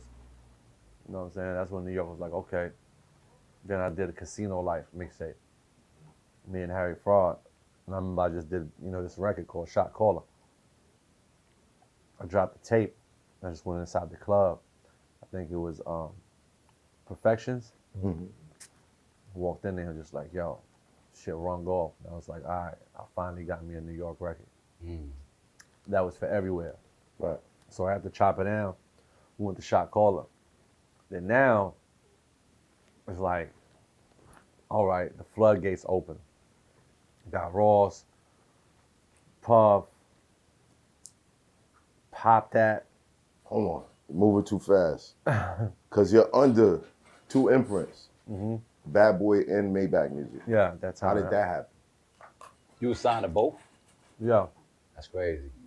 At one time. Because I remember Ross was the first one he shot. Shout out to my man Spiff. Spiff TV, he just hit me when he was in New York. Yeah, it was in Sin City in the Bronx. Sin City. He was like, yo, me and Rose's downtown. They was working on an MMG album. So I went down there, he had a record playing, I jumped on it. Then I had a record. Then we went back and forth. Then he flew me out to Miami. I went to Miami, and that's when he jumped on Chopper Now. Right. He jumped on it. And I'm like, yo, I got my cameraman in the car. Can I shoot you a video right here? Right. He went to the backyard and shot his verse. Right. That's how I was on. It was like right there. Verse, backyard, shot the video. One time. So we had the video, shot the E for Rivera. He made it look like he had helicopters in the back. It was a vibe. So Ross sat me down. He was like, yo, I want to give you a deal. He was like, you know, I want to give you an opportunity. I was asking for a bag. I'm like, you know, I came from this like 10 years of me working. What was you asking for? I wasn't asking for much, probably like $1 million, $2 million, some. You know what I'm saying? I remember Meek had just signed there and Wale had just signed there. Ross is such a hustler. He was like, you know what? Let's call Puff. You know what I mean? Let's get Puff involved with this if you're looking for that type of bag. Right. But then with me, I was just like, you know, I'd rather have an extra niche since Meek just signed directly to MMG, Wale signed directly to MMG. I don't mind getting Puff. Because I always love how Puff make money without making music. So I was just like, you know what, I need some of that in my portfolio. So, Right. you know, I was like, yo, let's take a picture together. Took a picture, put it up on Instagram. He knew his value. He put it up and he called Puff and he was like, yo, Puff and him got together on the phone and he was like, let's make it happen. Yeah, then it was just like that. MMG, Coke Boy, Bad Boy, Interscope. That's crazy. That's dope. Yeah, Interscope. So you Yeah. had an artist deal and a distribution deal, or TMD? Like, how did that work? No, I came in from the Bronx, man. I was just like, let me get a deal. I wasn't, you know what I'm saying? I wasn't on trying to get like a whole label situation to get a distribution deal. I ain't have that cash money privilege back then. It was just like we were still trying to get hot in the streets. I was trying to get enough to work with that I could negotiate my vibe, you know? So I went there, I got a regular royalty deal, you know, but as time went by, I started working it off until I got a 50-50 partnership. Didn't you get caught up in that static between 50 and Ross? I think everybody that was involved with Ross got caught up in that. I mean, that was involved with anybody that 50 had beef with got caught and all that. I mean, there was footage of, you tell me if I'm wrong, Khaled's mom asleep. Yeah, but everybody that had beef with him, you know what I'm saying? Mm-hmm. Everybody that had a relationship with anybody. That was anti-50. Yeah. Mm-hmm. Anybody that had that was involved in the beef with 50. And 50 was just picking on niggas to pick on niggas. At one point, he was the biggest genius in the music industry. He would just pick on you and drop a mixtape. Pick on you and drop an album. I mean, he kind of created that marketing scheme for a lot of artists that used it before. I mean, people did it before him, but he Not like that. He masterminded. He became the warlord of that. Right. Yeah. Yeah. But he knew how to turn beef into business. Niggas, he's a genius with that shit. Yeah, that's what I'm saying. Yeah. Like he would do that, he would capitalize it, and he was just, you know, that's definitely a blueprint for a lot of niggas to learn. Sucks. I hope they don't. It's terrible. It's 48 laws of power shit for real though. It's terrible. I hope they don't. You said 48 laws of power shit for real? Nah, that's the blueprint. That's in there. That type of shit. I'd rather you make better music than beef. But he was making great music. Yeah. That's the difference. Yeah. That's the difference. That's why I said I'd rather that blueprint not go around, because I see a lot of people with someone else's blueprint and they don't have the talent to back it up. Yeah, that's what I'm saying. Yeah, if you got great music, some people got great music and don't have no promo, with no way to promote it. You know Or no what I'm saying? talent. Lil Wayne has fathered a million Yeah. littles who don't rap anything like Lil Wayne, or like nowhere near as good as he can. Yeah. Face tattoos, sure. Lean in the cup, absolutely. Exactly. Dreadlocks, 100%. Colorful clothes, got him in the bag. Yeah. Raps, not so much. Yeah. Comes to the raps, Yeah, but Lil Wayne rap like he from the East Coast though. Him, Ross, certain people. Yeah, fact. Yeah. Certain people took their time with rap like Wayne and Ross, and They still because there's nobody from down south that rap like them too. Those two, especially T.I. Three Ludacris. Stacks. Yeah, Three Luda. Stack. Yeah. Yo, there's a lot of shit that people don't give French's props for, right? French be putting a lot of niggas on. Low key.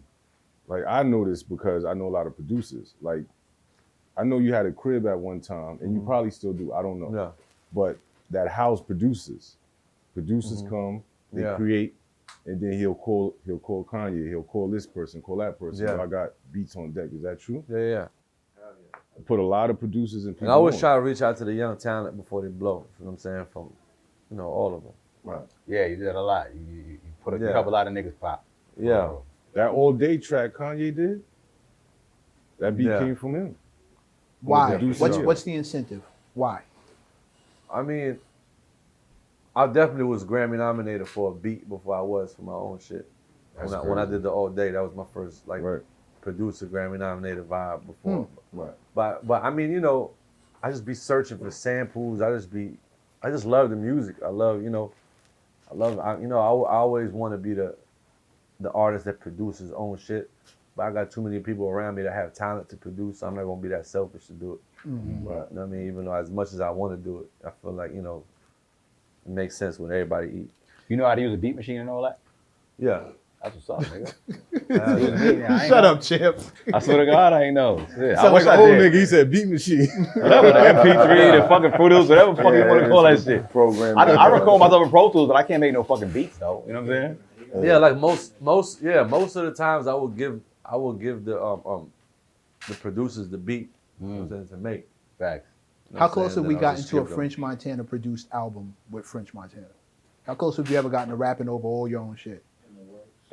Probably more. Thank you. I mean, every time me and Fraud come together, Mm-hmm. it'll be like half me, half him. Like Montega, the last one I just dropped, Mm-hmm. me and Fraud was just Does he give you credit on a co-producer? yeah. That's fine. Hell yeah, That's definitely, what's up. definitely. So, okay, let's, in the words of the, All right, speaking of beats, how'd you get with Chloe? that happened. Okay. All right. That is not where How did GPS it- said we were going with this, with this How did that last happen? joint. I think Ross had called me to come to the studio. She just happened to be chilling there. Everybody was in the studio. Her, Scott Disick. I remember just seeing him like, yo, what up? What up? I'm like, yo, I just got to LA. I remember we spoke, but I never got to take her number. The next day, I went to Puff crib, and I'm like, yo, I met with Chloe yesterday. She said she wanted to chill with me later. You got her number? Puff looked at me like this. He was like, yo, let me text her real quick. And he sent her a text, and she had him back. She was like, yo, give him my number. Then he gave me the number, and the rest is history. Wow. Yeah, it was regular shit. No, it's not. Yeah. No, it's not. It's regular shit for First French he got a Montana. couple legendary kills on the real. Yeah. No, I mean, it's we not. might even talk about it, but No, I'm just saying, it was regular shit. Like, you know, it wasn't like you, I mean, just normal. Like, you know what I'm saying? Like, What's dating? No, it's What's not. dating at that level like? Like, where the fuck are you going for dinner? Are you going to the movie? You're not going to the movies. Do you call dinner it anywhere. chef? Like, what is that like? It's definitely I not think- regular degular. Thank you. Word. Thank you, Chim. I mean, the situation might not be, but it wasn't I wasn't moving no different because of the, you know what I'm saying? What's the word that we fling around here? What's the expression? Toxic humbleness. I never heard that. Yeah, I say it all the time. I'm smelling it in the air as we speak. Yeah, it's just regular. You know, Puff had a number over here with Rick Ross. I think if I thought about it like that, then maybe nothing would have happened. Maybe if I Fair was, enough. yeah, I think maybe I treated it regular. That's why it happened the way I dealt with it like I was still on the block and I saw Shorty going to the grocery store and I'm like, yo, you got her number? Like, yeah. I think, met little mama at the deli. You call her Santiago, I call her Stephanie. Were you aware of the, I don't even know if this is disrespectful to say. Were you aware of the Kardashian reputation at the time? It goes back to what he asked me in the beginning. You don't move off of people's Yeah. reputation. Yeah. Yeah. I think I was just looking for a good time. Okay. Well, No, honestly, I I don't think make it sound like that, man. he Nah, said it. You mad at Don't me? make it No. sound He like said that. it. No, He wasn't- did it. Nah, he did it. He said it. Right. I was just looking for a good time. All right. I mean, I was in LA. I didn't know people. I was just looking, you know what I'm saying, to have fun, go out, chill, you know what I mean, find somebody I knew the wave out there. And, Shorty had a vibe out there, and she taught me a lot in LA. Right. Yeah, that was, nigga from the Bronx in LA, just chilling, moving around. nah, as a hood nigga, we was happy to see you on Kardashian, nigga. We was rooting for you, nigga. Like, oh shit, what it was? It's Kardashian's crib. Went to my mother's. I was like, oh shit, it's my nigga French. Right. How did marriage affect your career so early? When I was young, coming from an African background, you always, it's always about family. You know what I'm saying? Right. Absolutely. Like, you guys still have arranged marriages and stuff. Yeah. But mine wasn't like that. When I came, just met somebody and I thought it was gonna be like that. But then, like, my story is one of a kind. Like the way I came and the way everything happened. Right. It just when I got to where I was supposed to get, and it just the lifestyle and the sacrifices I had to make, it was taken away from home. Right. And I was making those people at the house suffer. And I was like, I got to pick one. And that was powerful because I watched that and you said that you had to leave because you couldn't the world you was getting ready to go into, you didn't want to make her a part of that, and you didn't want to cheat on her or, you know, anything. Yeah, I just being on the road, doing this, doing that, and just at the end of the day, you can't, karma. Good karma is better than good credit. You know what I'm saying? So at the end of the day, you want to be able to treat somebody the way you want to be treated, and if you're not drag somebody along because you want to make something work and it's not fair to them. You know what I'm saying? You're going to try until you can't try no more. And I think that's where I was at. You know what I mean? It wasn't fair to her. How do you feel about marriage now? I still don't think I'm ready. But overall, how do you feel about it? Like, do you feel it's a good The institution itself. Yeah. I feel like it's a great thing, you know what I'm saying, when you're ready for it. When you're ready. That's real. Yeah, I feel like when you don't have, when you don't have like no motive or nothing like that, when it's pure and you're not at a place, like, you know what I mean? Like, what I mean by that is like if you achieved everything that you want to achieve, you know what I mean? Because a lot of people is married to their career. You think we should be want to have a double marriage. You think we should be married to one woman, or you think that... I believe in getting married to 4. 4? 10. 10. Until you in Africa, you marry whatever you can take care of. That's where I'm at. If you can take care of them, you can marry them. That's how it is in Africa. So that's what you believe. You believe that as long as we can take care of them. I mean, a lot of marriages. This is not All on right. paper. Yeah. How many relationships did I believe you can marry 10 end? How many relationships? Yeah, because let's say you was dating Chloe. Yeah, what you think about marriage? Oh, I'm gonna marry like 10 chicks. Yeah. How does that hit when a female hears that? Like, really, nigga? I mean, as long as, but they say as long as the first wife accepts it, you can do it. Right. So it doesn't matter who it is. Just ask them like, yo, I wanna have other wives besides you. If she say yeah, then you can have it. But if the first wife don't agree to it, there's no marriage. Right. Yeah. I didn't hear that rule. No, that's And that's the rules. I didn't hear that rule, man. A lot of times, the woman. Yeah, but it's in first wife be blocking shit. But a lot of times the woman. But it's in the Quran though. Like it's in the Quran, I believe you. The Bible is everywhere. It's not like it's written by God. No, I believe you. That's my first time hearing it. The Bible speaks about one wife, but I know what you mean in the Old Testament. No, in the Quran it speaks about in the wives. Quran definitely, but you said the Bible too. Yeah. But have you ever met a woman that was like, "Oh, word, okay, cool"? Yeah, there's women that don't really care as long as you take care of them. Right. When you left the marriage to continue into the lifestyle, did you think about how your father went back to Africa? Was there any correlation between? Did you kind of understand more? No, but but I didn't have a kid with just anybody. I had a kid with a woman that I know, if I'm not around at times, that my son is in good hands. You know what I'm saying? In good hands. I feel like a lot of cats out here. Well, I had a lot of situations where, because of female, their potential, how big they are, like I could have a baby with them because of who they are. Mm-hmm. You know what I'm saying? I had situations I was like, nah, I just don't want to have a baby with you. You know what I'm saying? Mm-hmm. And I would tell my people, like, yo, shorty want to have, they'd be like, you crazy? You better put one in her. I'm like, hell no. What, so the Kimbe Mutombo can be pushing the stroller next week and I'm just like at the crib watching, Mookie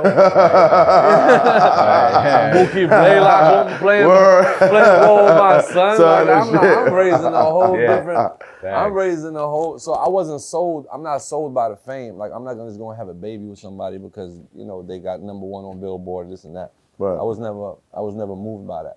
You know what I'm saying? When I had a baby with somebody, I knew that if I wasn't around, you never seen my son or my baby mother on a shade room or none of that. Nah, because before I had the baby with her, I knew she wasn't gonna go there. No matter how bad the situation was. Nobody could, there's never been. Right.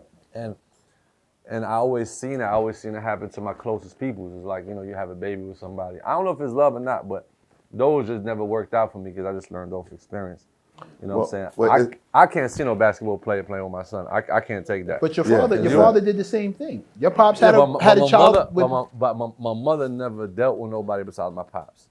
That's real. Still equals out. Like he had a child with a woman he knew was amazing, who was going to hold it down. Look what happened after he left. She still never went out with Mookie Blaylock. Right. So it sounds like you and your sounds like That's good. What you Carl Malone. I get what he's saying. With that is my same thing because I caught on with that. Yeah. My dad, you know, he said the same thing. He said that your mom, I knew what type of woman she was, so it was all right for me to leave and live, you know, do what I had to do because I knew your mother and she was going to do and I didn't accept that, you know. I wasn't feeling that. Yeah. But I take care of mine. He wasn't. He took care of me, private school, everything. Yeah. He left. You know what I'm saying? You know. You said your pops didn't. It's different when you come out of a country though, because I'm Jamaican. I get my family did the same thing for the betterment of their kid. They had to go back to the country or come to America, work, send money back. We from Barbados. Yeah. So so he went back to work or nah? No, he separated from my mother. You know For financial to try to take care of you financially or nah? Huh? You ever forget? As soon as I spoke about this on the show, and it's something you said earlier. Yeah. When I had a child. Yeah. And I realized I had a child, I forgave my dad for everything that he ever did because it took me to a whole different level of understanding. Yeah. On a whole different level. Exactly. So I forgave him for everything. Yeah, that's what happened. As a child, you know. Speaking of level of understanding, is it tough to date a regular female? Like, do you feel like, okay, if I date anybody, it gotta be somebody with some sort of status or whatever? Nah, I just think, you know, you could date a regular female, but you know, knowledge is love too. You know, you would love somebody to teach you something. You know, the same way how females be like, yo, don't you know what I mean? Don't fuck me in my head. You know what I'm saying? Right. It's like same thing with cats too. You want to shorty to introduce you to a dope spot, a dope, you know what I mean? Right. A dope situation, you know what I mean? Something. Right. You know, I feel like, you know, it's all about partnership when it comes to a relationship at the same time. Right. You want to partner up with somebody. But when you dating somebody that's not at a certain level, Yeah. is there always a question in the back of your mind, like, is she here because of me or she here because of all this? Yeah, I mean, I feel like we've been doing it for so long. You know, sometimes, you know, you could be blessed enough to see that coming. You know, at the end of the day, sometimes you wouldn't even care. You want to bless somebody, even if that was their intentions. Right. You know what I mean? But as long as people's intentions got good intentions, you know, right. It's just like, you know, it's like, I don't want to be useless. That's what you should be worried about more. Right. Is being useless. People that's being used are the blessed people. Because they're useful. But use me and have good intentions towards using me, instead of just using me and not giving a fuck about me. That's being misused. Don't abuse me. Yeah. That's being misused. My man gave me that joke. He said, use me, don't misuse me. Yeah. And that shit stuck with me forever. Word to mouth, I was like, that's facts. I tell the guys all the time, don't be confused with being used because I find you useful. Right. Yeah. You want to be used in a productive, positive way, or else you ain't adding into the situation. No, my pops hit me with that You one. should feel blessed to be used, man. I was pissed. As long as the intent is pure, like you're pissed, saying. Yeah. pissed. When I left the Source magazine and my phone dried up, nobody was answering them calls. Be like that. Went to him angry. Pop, this motherfucker's been using me all these time. Blah, blah, blah, blah. I was mad as fuck. He let me blow out the lines for like 2-3 minutes, and then he was like, that's what's supposed to happen. You're being used. Stop. You're being immature ass nigga. He about to say his pop said a meme that you seen on Instagram 100 times. Yeah. Ready? Moving on. When you're being used, that's because you're useful. That's a fact. Nobody's picking up the phone because you're useless. Yeah. These people have no use for you. You can't do anything. It's not personal, but they be wasting their time hitting you now. What can you do for them? You're not sitting in the chair you was. You can't make the calls you used to make. It's not personal. Right. You have to stop taking it personal. They're not doing it because it's you. When you didn't have any use for them, you didn't call them neither. And that shit stopped me dead in my tracks. That's a big fact. All these people who I'm like, yo, what the fuck? When I didn't need them for nothing, I wouldn't call them. It's a blessing to be used. My thing with a woman is they have to stand the test of loyalty. That always been my thing since I was a kid because I grew up around women. How do you test them? Fortunately, in my circumstance, I went through a situation, you know, Shorty held it down. And she held it down for 7 years straight.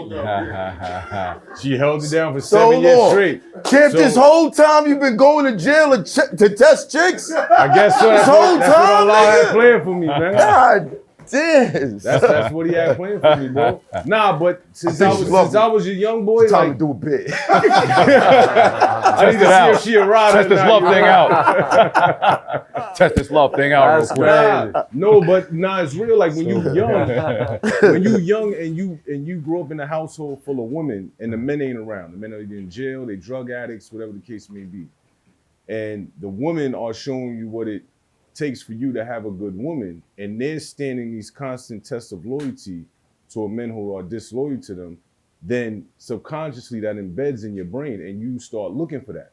Right. As you grow older, from a man. Right. So me growing from a boy into a man and playing around the streets and doing the shit I did, I said if I get with a woman, she need to stand the test of loyalty. Right. If she can't stand the test of loyalty, I can't fuck with her. I can't come out of jail and fuck with a woman as soon as I come out of jail and expect her to be with me because I'm just champ. No. I understand that. You have to stand the test. Have you ever felt like that? What? With a female you was dating, like, nah, she ain't loyal? Yeah. Hoes ain't loyal, man, they rotate. You gotta talk about it. Sing your verse, my nigga. Sing your verse, my nigga. You gotta talk about it. That's a fact. Yeah, right? Man. But is loyalty a thing for you when it comes to the woman? Hell yeah. Of course. Hell, motherfucker. Hell yeah. You gotta trust them. That covers almost mad everything. tracks, Yeah. bro. Break my That heart, covers a bitch. lot I'm of shit. upset. Yeah. Loyalty. Especially in your life, I would imagine. You got a lot of precarious steps that you Yeah, take. a lot of girls more loyal to the opportunity than the life. Yeah, of course. You're gonna get that. You're gonna get that a lot. You know, but that's what for us, man. You know, it's the most dangerous job, but not just because it's dangerous, because of that part, the vulnerable part. Yeah, that's a fact. You know what I mean? Yeah. Bitch break your heart, you like, what? Bitch It gonna break, don't matter who you are, what record you made. You like, bitch, that hurt. bitch gonna break your heart. What do you mean?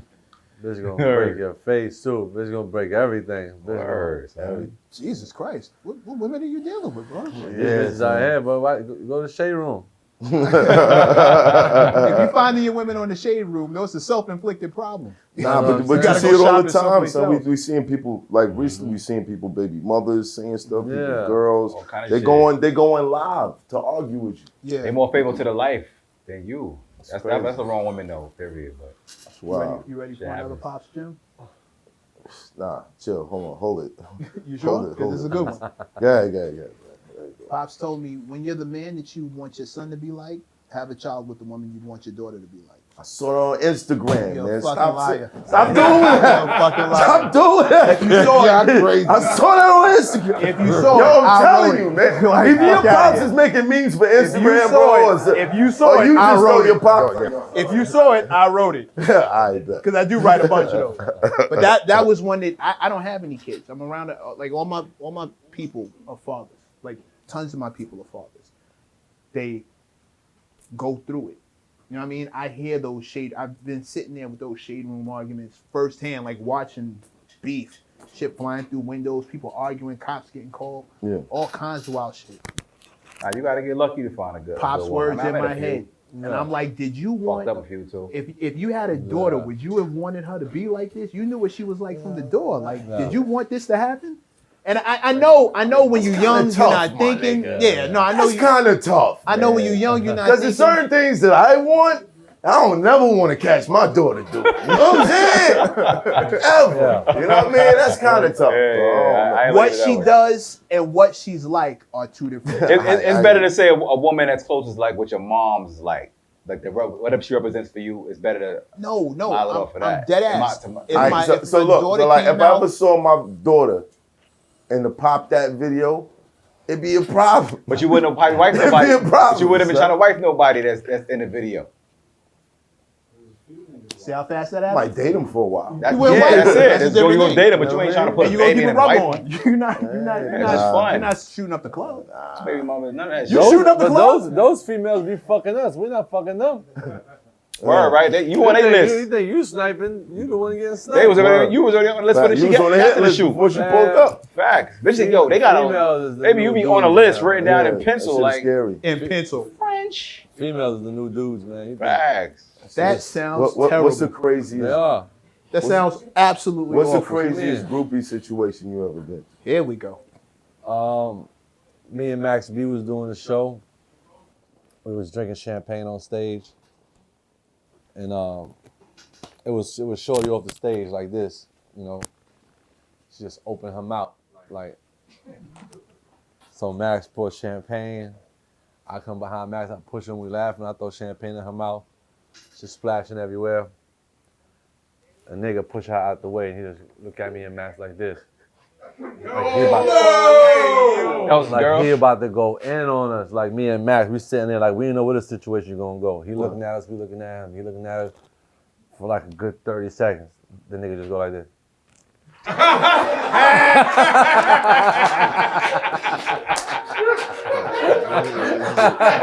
Crazy world, Nasty man. word.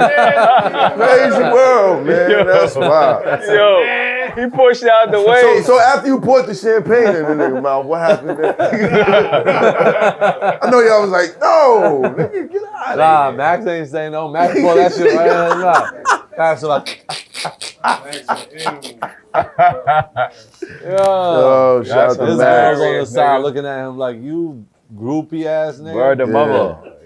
Hell groupie. That's Okay, hilarious. but pop that drop. whole life without hearing this. Pop that drop. You got the biggest strip club song. Yeah. What's that run like? Damn, I remember Pop That. Pop That was a record that Chinks gave me. Oh, shout out to my Rest in nigga peace, Chinks. Chinks. Shout out to my nigga Rest in Chinks. peace, For real, for real. He had gave me that beat. He had played it for me in Daddy's house here. We went to see Ross. And back then, like he was saying, we would just have a bunch of records. And sometimes we'd just give records to people. I remember Chinks gave it to me and I went to go see Ross. And I played it for him. Ross did a verse on the joint. And I played it for Chinks in the car. As I'm playing it, nigga Ross hit me. I'm like, yo, can I keep this Pop That record? I'm like, yeah, you can have it. So I hung up the phone, nigga Chinks hit me right in my back. Like, yo, bro, What the fuck did you do? if you give him that record, I need my record back. Ain't no way you're gonna get that man that record. You know, I looked at Chinks, I was like, you really gonna take that record back? And he was like, hell yeah. I called Ross, I'm like, so he saved me. Yeah. I called him, like, yo, I can't do that. Chinks gave me that. Ooh, and I kept that record. Right. Then I remember hitting Drake right after that, and Drake jumped on it like same time. Boom. Crazy. Yeah, then I remember I gave that record to Wayne, and Wayne sent it in like a day before that record came out. That's crazy. Yeah, that record was special. Yeah, that was stupid. Yeah. Stupid. It was, yeah. You had The producer you was you had three of the, Y'all That record came biggest out. niggas in the industry. That record came Yeah. out, then everybody was like, yo, French, you cannot make a record by yourself. I remember that. Yeah, I remember that. I remember that talk. Then 2 months after, ain't worry about that. Nigga, I ain't worried about that. Uh-huh. Nigga, I ain't worried about that. Right. Then it was just like boom, boom, just like chop it down, shot caller, pop that, ain't worry about nothing. Ocho Cinco. Out of Yeah. here. It was just like one after another. Another. There was a lot of classic hood joints. That's a big Just fact. kept. Yeah, then after that, it didn't stop. I was living in Miami at the time when you dropped Ain't Worried About Nothing. That was my shit. That shit was crazy. Yeah, that bass that was was my shit. shaking them clothes in Miami. I remember that. Yeah, Word.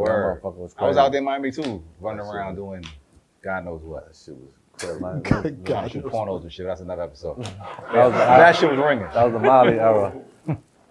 You learn I all think types what of you shit and on Charlie the did show. was so classic. That's why people might have thought that like that's just like Yeah. the music y'all made together is like That's a Oh big yeah, fact. that's in the Right, whole. That's in the vote by that's itself. just like something else. So I Yeah. think that's the doubt.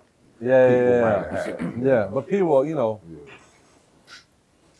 people gonna always find, you know, like look Look at even Drake. He done did so much when that, you know, Do Something For Me come out. They're gonna do all the memes about this and that. Like, you know, just when you don't miss, man, people just want you to miss. It's like it don't. Yeah, after a while, it's like, all right, we ain't cheering no more. We just want to see when you jump up. Right. I want to see you slip now. How did Stay Scheming come about? Stay Scheming. Yeah, well, I went to see Ross, and we did Straight Off the Boat. I was a banger too. For me, and I did Stay Scheming for him. We did those records at the same time. He was working on Rich Forever, mixtape. Right. One of my favorite joints ever. I remember he had just did the joint with John Legend. We gonna rich forever. Then he had just did that, and we did Stay Scheming. It was just me and him on the joint. Then I guess Drake came through. Drake heard his whole album, and Drake was like, "Yo, that joint got a hook." You know, Rose was just going in, just be rapping. He was like, "That joint right there got a hook." It had 2 hooks. And I came back to see Ross. Ross was like, "Yo, Drake just jumped on the Stay Scheming." That's crazy. That whole shit had happened with Kobe. Did you know he was? Nah. He was shooting? Never know he was shooting. You didn't know? Nah. None of us knew he was shooting. Me and Ross don't give a fuck. Yeah. Shoot all you want. Yeah. We shot on Pop That. He shot on Stay Scheming. He did, yeah. He shot on No Shopping. Oh, word, I missed that. He went at Joe Buttons. Oh, yeah, that's right. Okay. Yeah. Wow. Yeah, he always shooting at somebody in my joint. No Stylist. Yeah, I wanted to ask, but how did you get Slick Rick on No Stylist, yo? Man, I told you, I grew up in the Bronx. Right. Yeah, I was like, yo, there's nobody that introduced drip to the game more than Slick Rick. Right. Isn't that crazy? Like seeing somebody. Why we don't give him the credit? But that's what I'm saying. That like on No Stylist, we just like, yo, who's the illest niggas that introduced drip to the game? I was like, yo, Cameron had the pink mink. I need Cam in the video. Yeah. Slick Rick, I need you in that bucket. All your chains on. But Kane. Kane. Yeah, Kane. Kane. Kane would definitely be in that category. Kane. I'm not sure who dropped first. I'm not sure if it was Slick Rick or Kane dropped first. Slick. Slick, bro. Yeah, Slick dropped Slick. first. No, I mean as far as stamp. Slick, bro. I'm quiet. I'm quiet. So you mashing them hit after hit after hit. Chink's passes. Rest in peace. Rest in peace, bro. Where does that take you in that way? Man, Chinks. So you gotta understand, it was just me, Chinks, Max B, and my man Penthouse P that was talking about on Stay Scheming. It was 4 of us. We just go get blasted, make music, you know what I'm saying? Right. So you figure out 5 years of us doing that. Max get locked up 75 years. Chinks passed away. My man Penthouse get locked up. So now I'm just left alone. The people that used to motivate me to make music is not there to motivate me to make music no more. Right. So now it's just like, when that shit happened to Chinks, we didn't know who did it. Was that a hit for me? Was that a hit for, you know what I'm saying? Did you feel some sort of guilt, like? Yeah, I mean, you know, you don't know what to feel. You go numb. You know what I'm saying? You don't got no time, because you don't know what's what.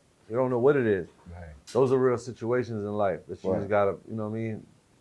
Trusting the man upstairs and just, you know what I mean? Right. Just don't know. You don't know what's the next step. How do you deal with the shit that people are saying? I mean, oh, he shouldn't have still been in the hood. Oh, I mean, I gave Chinks money to get out the hood. right. Chinks came to me like, yo, I need a car and I need to get up out the hood. I gave him money to get out the hood. He thought he was getting out the hood. He bought a crib 3 blocks down. He went and bought a crib like 5 blocks down from the hood. You know what I mean? But at the end of the day, what I realize is all artists got to go through this one hurdle that is either going to keep you alive or you're going to die. Me, when I got shot. 50, when he got shot. Chinks, when he got shot. Pop Smoke, when he got shot. Every rapper went through it. Either you survive it and learn from it, because we never learn from it. unless you go through a life or death situation. So it's either life after death or life after life for you. You know what I'm saying? And that's, I feel like every artist went through that situation. Is that breaking point when you realize your life is not in your hands no more. You know, and that's what happened to me. That's what happened to Chinks. And when we lost Chinks, you know, I had to realize that. And exactly where he going to Africa, I went to Africa. I went to Uganda and just healed. You know what I'm saying? And did that. And you know, just that's why I can relate to how Quavo feel. I can relate to how Puff feel. I could just relate to how, you know what I'm saying? Right. Just losses you can't really explain. Right. Right.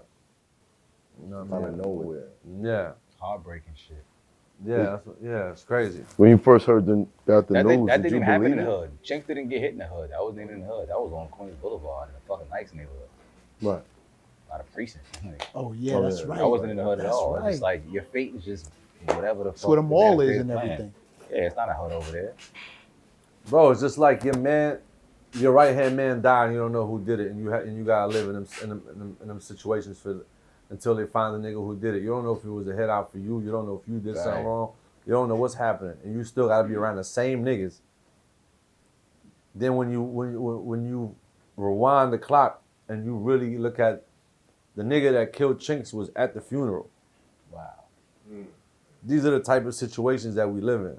Right. That's why being a rapper is fucking worse than being in Iraq. You know what I'm saying? That's the type of situations we live in. Nigga that shot me came and broke fast Ramadan on me and my mother at my house. The nigga that killed Chinks went to the funeral wearing a Ye hat or whatever Chinks hat. They got pictures of him in the funeral. So if we that close to the killers, then who's protecting us? Right. You said he broke Ramadan at your house with your mother? Yeah. So every nigga that passed away that was that close, it was somebody that did worse than that was. That's nuts. Crazy. That's nuts. That's Look at what look. You staying in Harlem. Look what happened between Rich and Poe. Yeah. Is the same story. But it's kind of different. The lifestyle that they involved in. that comes with the territory. That comes with the territory. I should have come with Entertainers. no. This shit with the money too that happened. It was money. It was how much money we make, how much money we keep. Niggas just Jealousy. Yeah. yeah. But you rap to get away from the streets. But That's you the still worst got part. the It street don't- it niggas don't- with you. Yeah. Right. You don't. It magnifies the shit. It sounds good on paper. You rap to get away from the street, but it's the opposite. You get in this shit and now you in it more. Cause it's like you magnify. Now it's like I'm on a fly. I'm gonna be here at 3 o'clock. Yeah. And you still got the hood with you, and you attract the hood. Yeah, It's like it is what it is. Gonna gravitate to you. Yeah. Oh, if it was that easy, Young Thug wouldn't be in court right now. Facts. Right. If you could detach yourself from Can't. situations, none of us would be in the situation we was in. Some of us just, fortunate enough to survive it. There's no way, you know what I mean? You gotta be lucky. Just lucky and helping people. Blessings. I think when what's unfortunate is that when the young guys listen to the music, they're listening to the music on a time that you might have been on in a prior life, but they want you to be on that same time. You know what I'm saying? And Right. they're struggling, and they see you, and they see GRAFH, they see MECC, y'all in the hood, y'all rapping some tough shit. Show me that. Not You me. know what I'm saying? Not you, but Yeah. you get it. Yeah. That's what it is. You know what I'm saying? Show me. You rapping some tough shit. Right. Right. Show me. Why you think I don't Yeah, some of these dudes just want to, they want to And get, that's what it's about. that shit's strength, crazy, man. Strength invites challenge. A lot of times.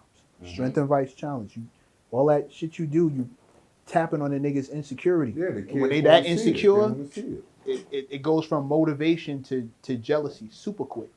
You think you motivating them. Look, this is a better life. Meanwhile, you just showing them what they feel they can never have, that they deserve more than you. I deserve that more than you. I deserve to wear them chains. I deserve to have them sneakers, them boots, that jacket. I deserve that more than you. Yeah. And now I'm mad at the fact that you have it. Yeah, so when now they don't this is see how- your teeth, they hate you.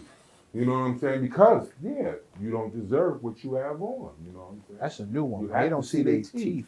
When they don't see your teeth, oh man, you fool. That's why a lot of times you watch like empires like Rockefeller and watch, you know, how Bad Boy was. You watch how Death Row was, and you never understand the story. And you will always think like, why they didn't keep that shit going like that? Right. Why still not 100 niggas like how Rough Riders is? And you never understand the story. You'd be like, damn, if I was him, I'd have kept that movement forever. But a lot of people don't see the shit that goes on behind closed doors. Right. Why you see that man by himself right now? Why you see Jay-Z by himself right now? Right. Unless you're doing a business deal with him, you're not gonna catch him. Unless you're being useful, you're not gonna catch him. You know what I'm saying? Somebody like Jay-Z, unless you mean him in the same boss, when you don't need no security, you're not gonna catch him. Right. Because of things like that. You just, you know what I'm saying? You don't see. You just never know. Yeah.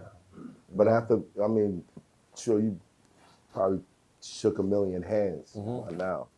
Is there like a sense that you develop where you like, all right, homie ain't moving right.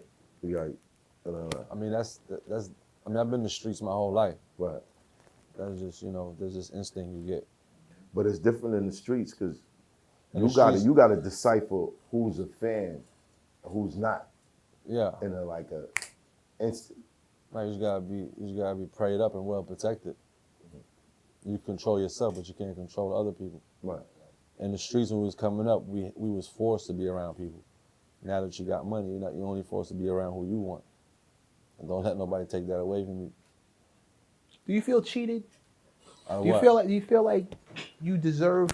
You did all this work, you got all this money, you got to this level. Yeah. You feel like it shouldn't be like this at this place? Shouldn't still be dealing with street style shit? I feel like if it was easy, anybody could do it. Right. Mm-hmm. And nobody gave you a menu for this shit. There's no menu. There's no fucking book on how to get to this level. We learn it as we going. Mm-hmm. And everybody's blueprint is different. Yeah. Every time you think it ain't fair, there's nothing that shows you it's supposed to be fair. Show me That's that. the truth. That's the truth. You want it to be fair in your head. Well, not even, maybe fair is not the right word. Yeah. If I work to be successful, I wouldn't want to have the same problems that I had when I was broke. I wouldn't want to have to deal with the same stresses I had when I wasn't successful. Mm-hmm. And I hear what you're saying, and it feels like that to me. It feels like you guys did all this stuff to get this successful, and you're still dealing with shit that you had to deal with when you weren't here, when you weren't successful in rap, you weren't successful in music. Yeah. Biggie said. At the same time, you can't really. You don't know what they would have had to deal with in the streets. No, and I'm not questioning that. That's a fact, and I'm not questioning. Street is always worse. But I always feel like, always worse. in my mind, that if I'm in that spot in my mind, because I don't deal with the same shit I dealt with before. I feel like in my mind, if I got to that place and I'm like, there's St. Bart's and there's this one and that one, I call this person, that person, I feel like, why am I still? I can't believe I still have to deal with this shit. I can't believe people are still dying this way. They were dying this way before. Now we got money and people are still dying this exact same way. Though. Like hood, it doesn't change. I mean, if he's in St. Bart's or he's at a concert, it's different. Do you think rappers staying connected to the streets is the downfall? Yeah. It don't change. 1,000,000%. Quick answer. I think it's from Nipsey to different people. I mean, I feel like, when you connected to the streets, you're more open. You know what I'm saying? You're more open because you're taking the love approach. Right. And you're taking the love approach and everybody don't got love for you. That's a fact. And I think that's the only reason. And that's another reason why I tell you, your enemies don't change. You know what I mean? It's just like you coming back to your hood, everybody ain't happy for you. There's the people that's happy for you with this. But who the fuck is thinking about coming to the hood and still keeping a strap and ready to shoot somebody like you still back on the block? Like, ain't nobody thinking like that. You think you come back, they're gonna embrace you, but it never happened like that. Yeah. But then if you don't help them out, you're the biggest dirtbag on earth. Mm-hmm. So how you win? That's a fact. I had that conversation today. How you win? First time you say no. Crazy. Yeah, that's a big fact.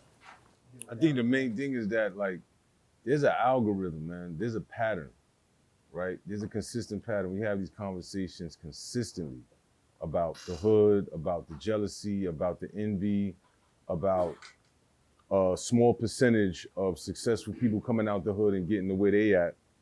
You understand what I'm saying? And having all of this jealousy and negativity at the bottom. Right. The whole thing is strategizing. right? Learning from others' mistakes. Right. How many people, how many major artists you just named been through what you've been through? Right. Not exactly to the T, but in that same algorithm, right? Yeah. They lost people, they got shot, they might have been in prison, right? They lost women, Rest in peace, kids, whatever. Takeoff being the most recent situation. Yeah. What's the adjustment? Exactly. Yeah. The thing is, people just remaining conscious, especially youth, being conscious that, yo, this is a pattern. This is an algorithm. There's something bigger than you that's helping shift this narrative. So when you look at the big homies that are up top, the French Montanas, the Jay-Z's, the Diddy's and stuff like that, this small percentage of people made it because they strategized. They understood in retrospect, like, yo, hindsight is 20/20. All of that shit. I don't think none of us got control over it though. It's God, I think bro. a lot of people that could sit there and tell you they got control over it, or they understand the mathematics behind staying safe and living the way it is and this and that. I don't think you should listen to those people. I think you should just stay prayed up and stay protected, because nobody got the expiration date. You know what I mean? Right. Takeoff wasn't gambling with them people. He wasn't doing none of that. He just happened to be at the wrong place at the wrong time. You know what I'm saying? He have, you know what I mean? Just like that. Chinks was going to a hookah spot, happened to be in at the wrong place at the wrong time. Wasn't even in the hood. Yeah, Nipsey was trying to help somebody. Pop Smoke was trying to have some fun. But you know what's crazy? Before all these tragedies happen, there's always something that the higher power gives you a sign of beforehand. Was there a sign? Did you get a sign? Was there some any situation before what happened with Chinks? Was there anything that nothing? It wasn't no signs.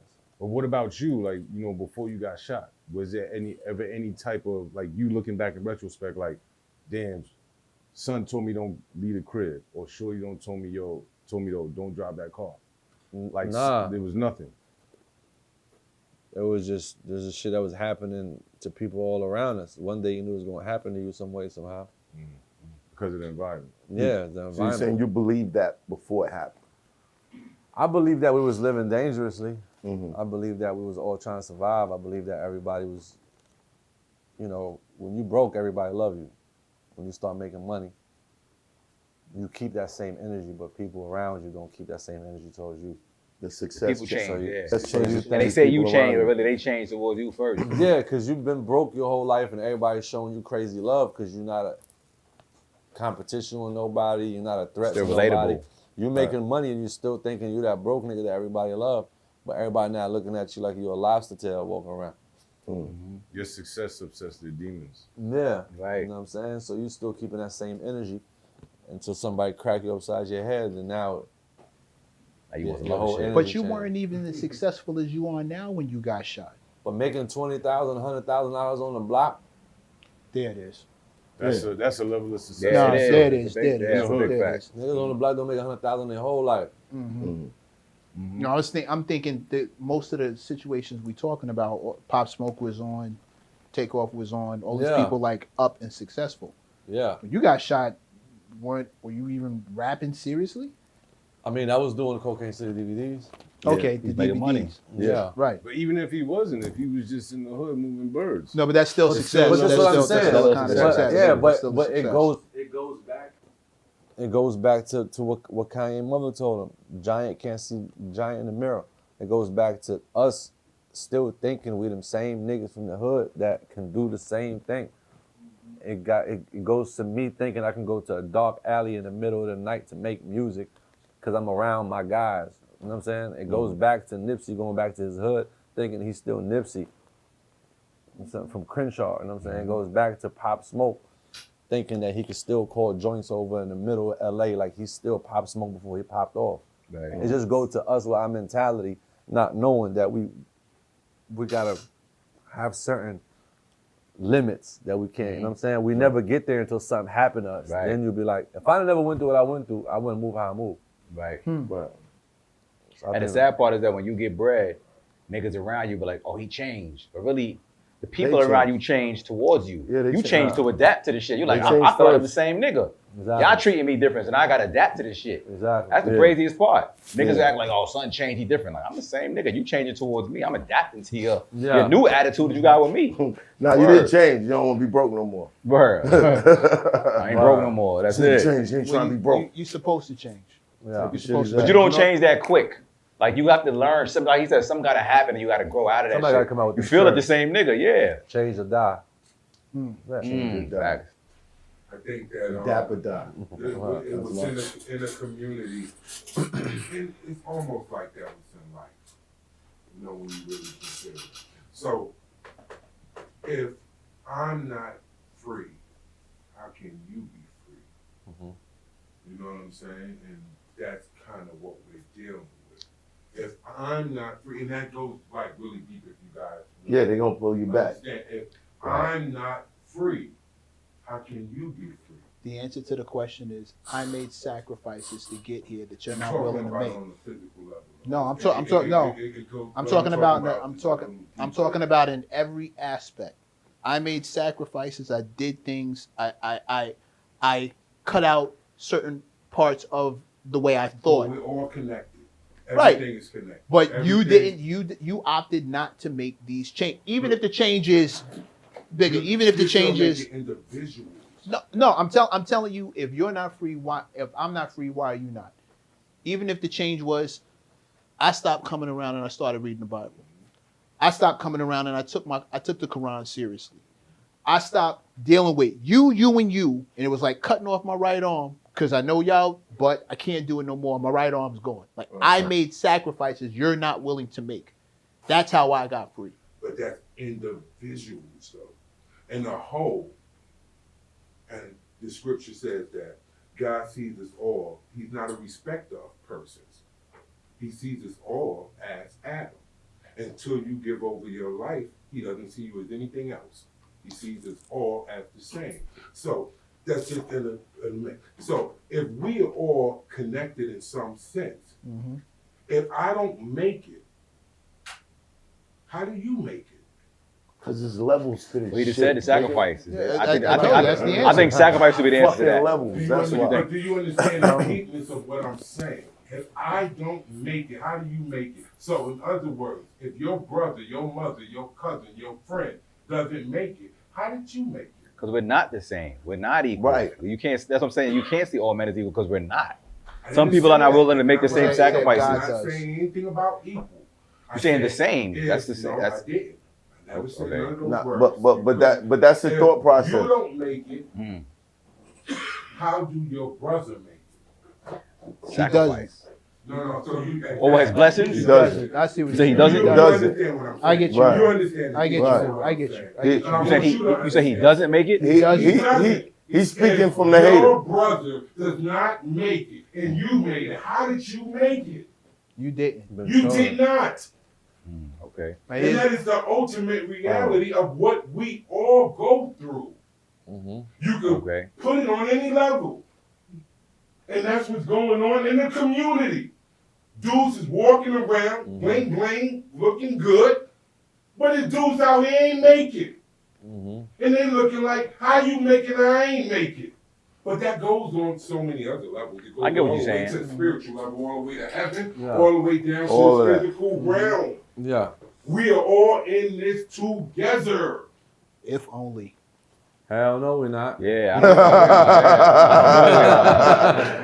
don't know. No, but I get We it. are. Yeah. You get what I'm saying? I understand what you're I saying. get it, but I don't agree with But I it. still feel like it's separated through sacrifice. Yeah, but I dedication think, and sacrifice. But I think people, people also understand. Some people understand that, Allah bless you when you bless other people. The moment you don't bless other people, He take everything away from you. You know what I'm saying? That's what we was raised on, also. Right. Fact. But you have to respect His choices. You know what I'm saying? You have to respect who He blessed. And at the end of the day, that's a gift and a curse. Because the same people that died are the same people that tried to bless their brothers. You know what I'm saying? I think everyone that is breathing have the same blessing.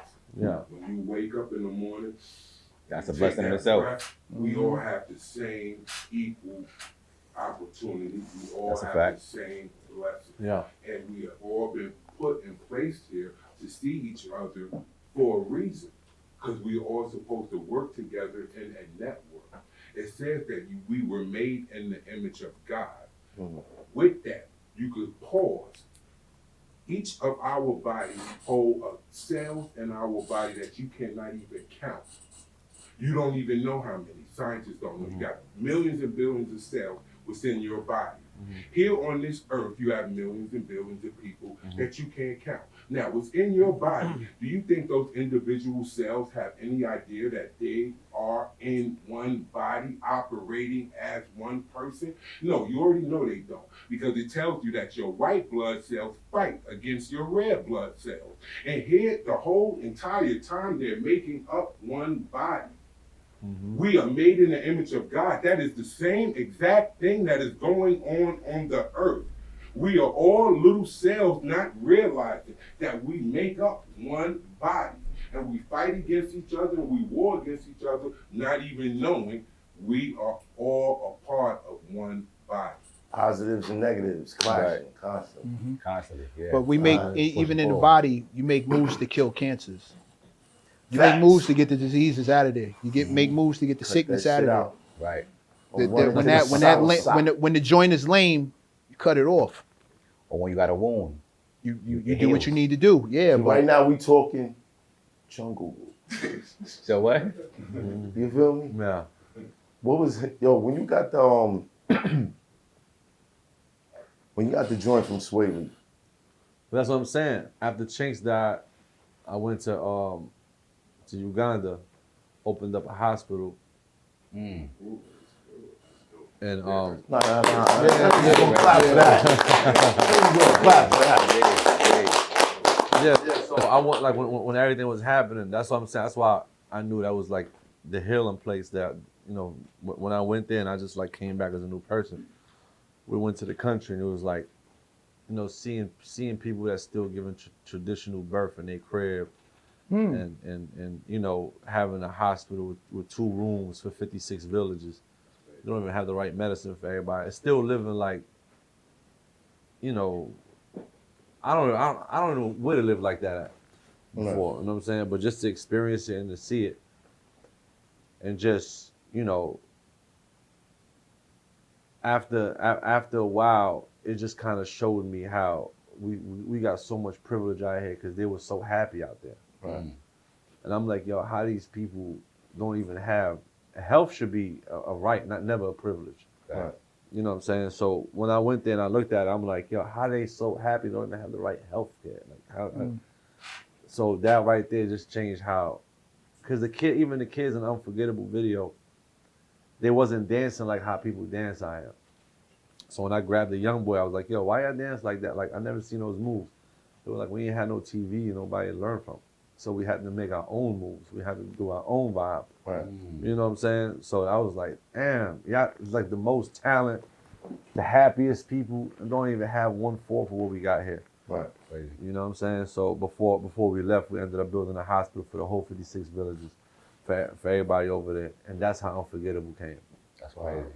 I love so that. Unforgettable came, and I'm at the worst time of my life.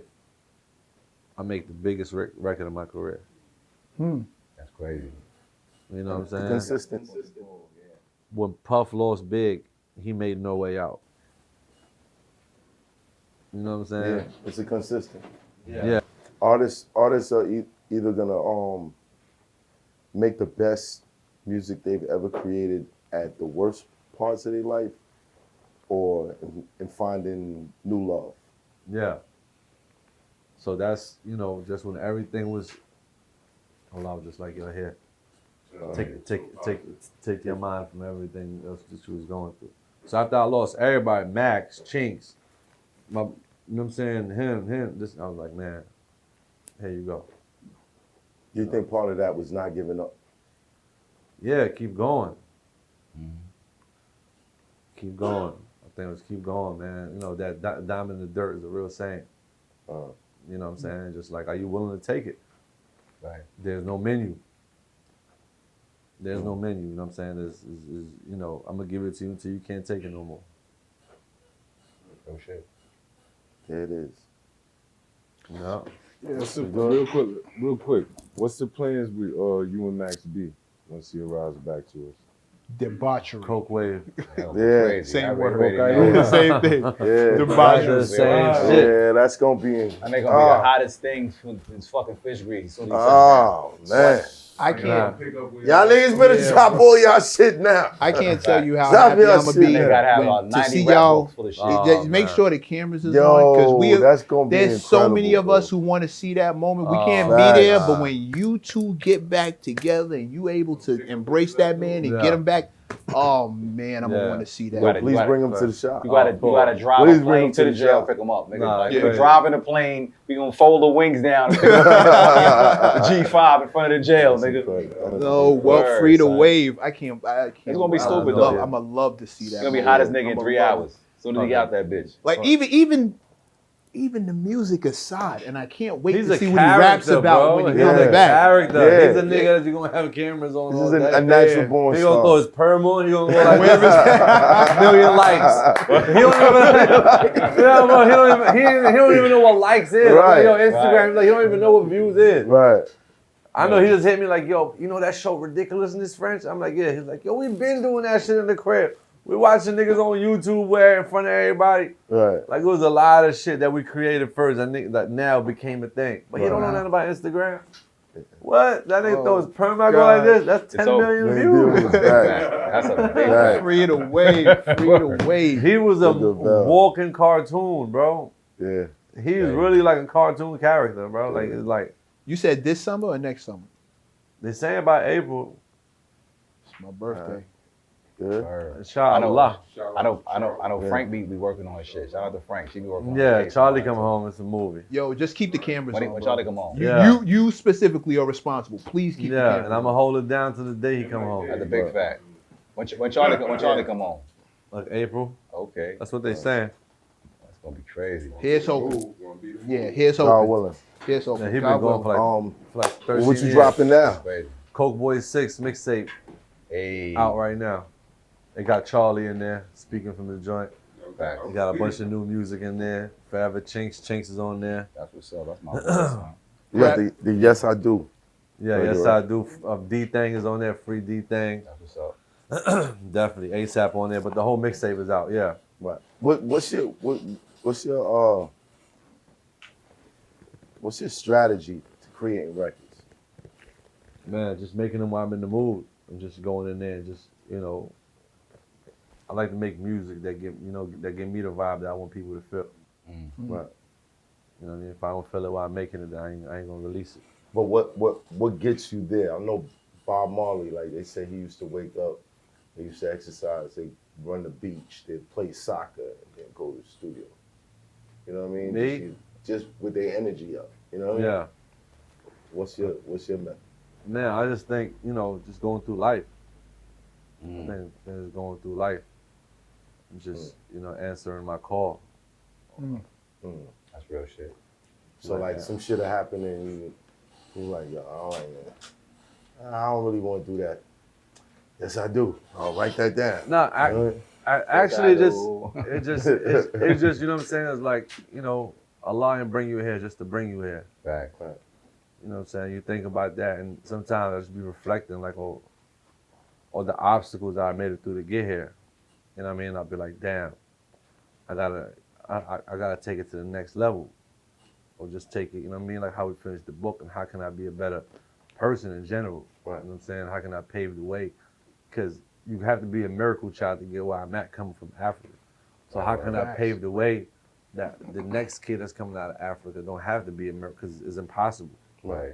You know what I'm saying? Like it was a mistake how I did it. Like my mom's and my pops got like a lottery visa came. My pops, like who even gonna survive those type of obstacles? Right. You want somebody to come and really be like, yo, here's the way.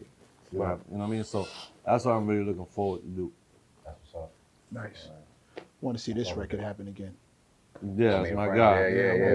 Want to see this record. Yeah. That's my guy. Like one of these, just the most. Hell just yeah. one, please and thank you. Getting filthy. Yeah, that's a big fact. I need 16, nigga. My nigga right here.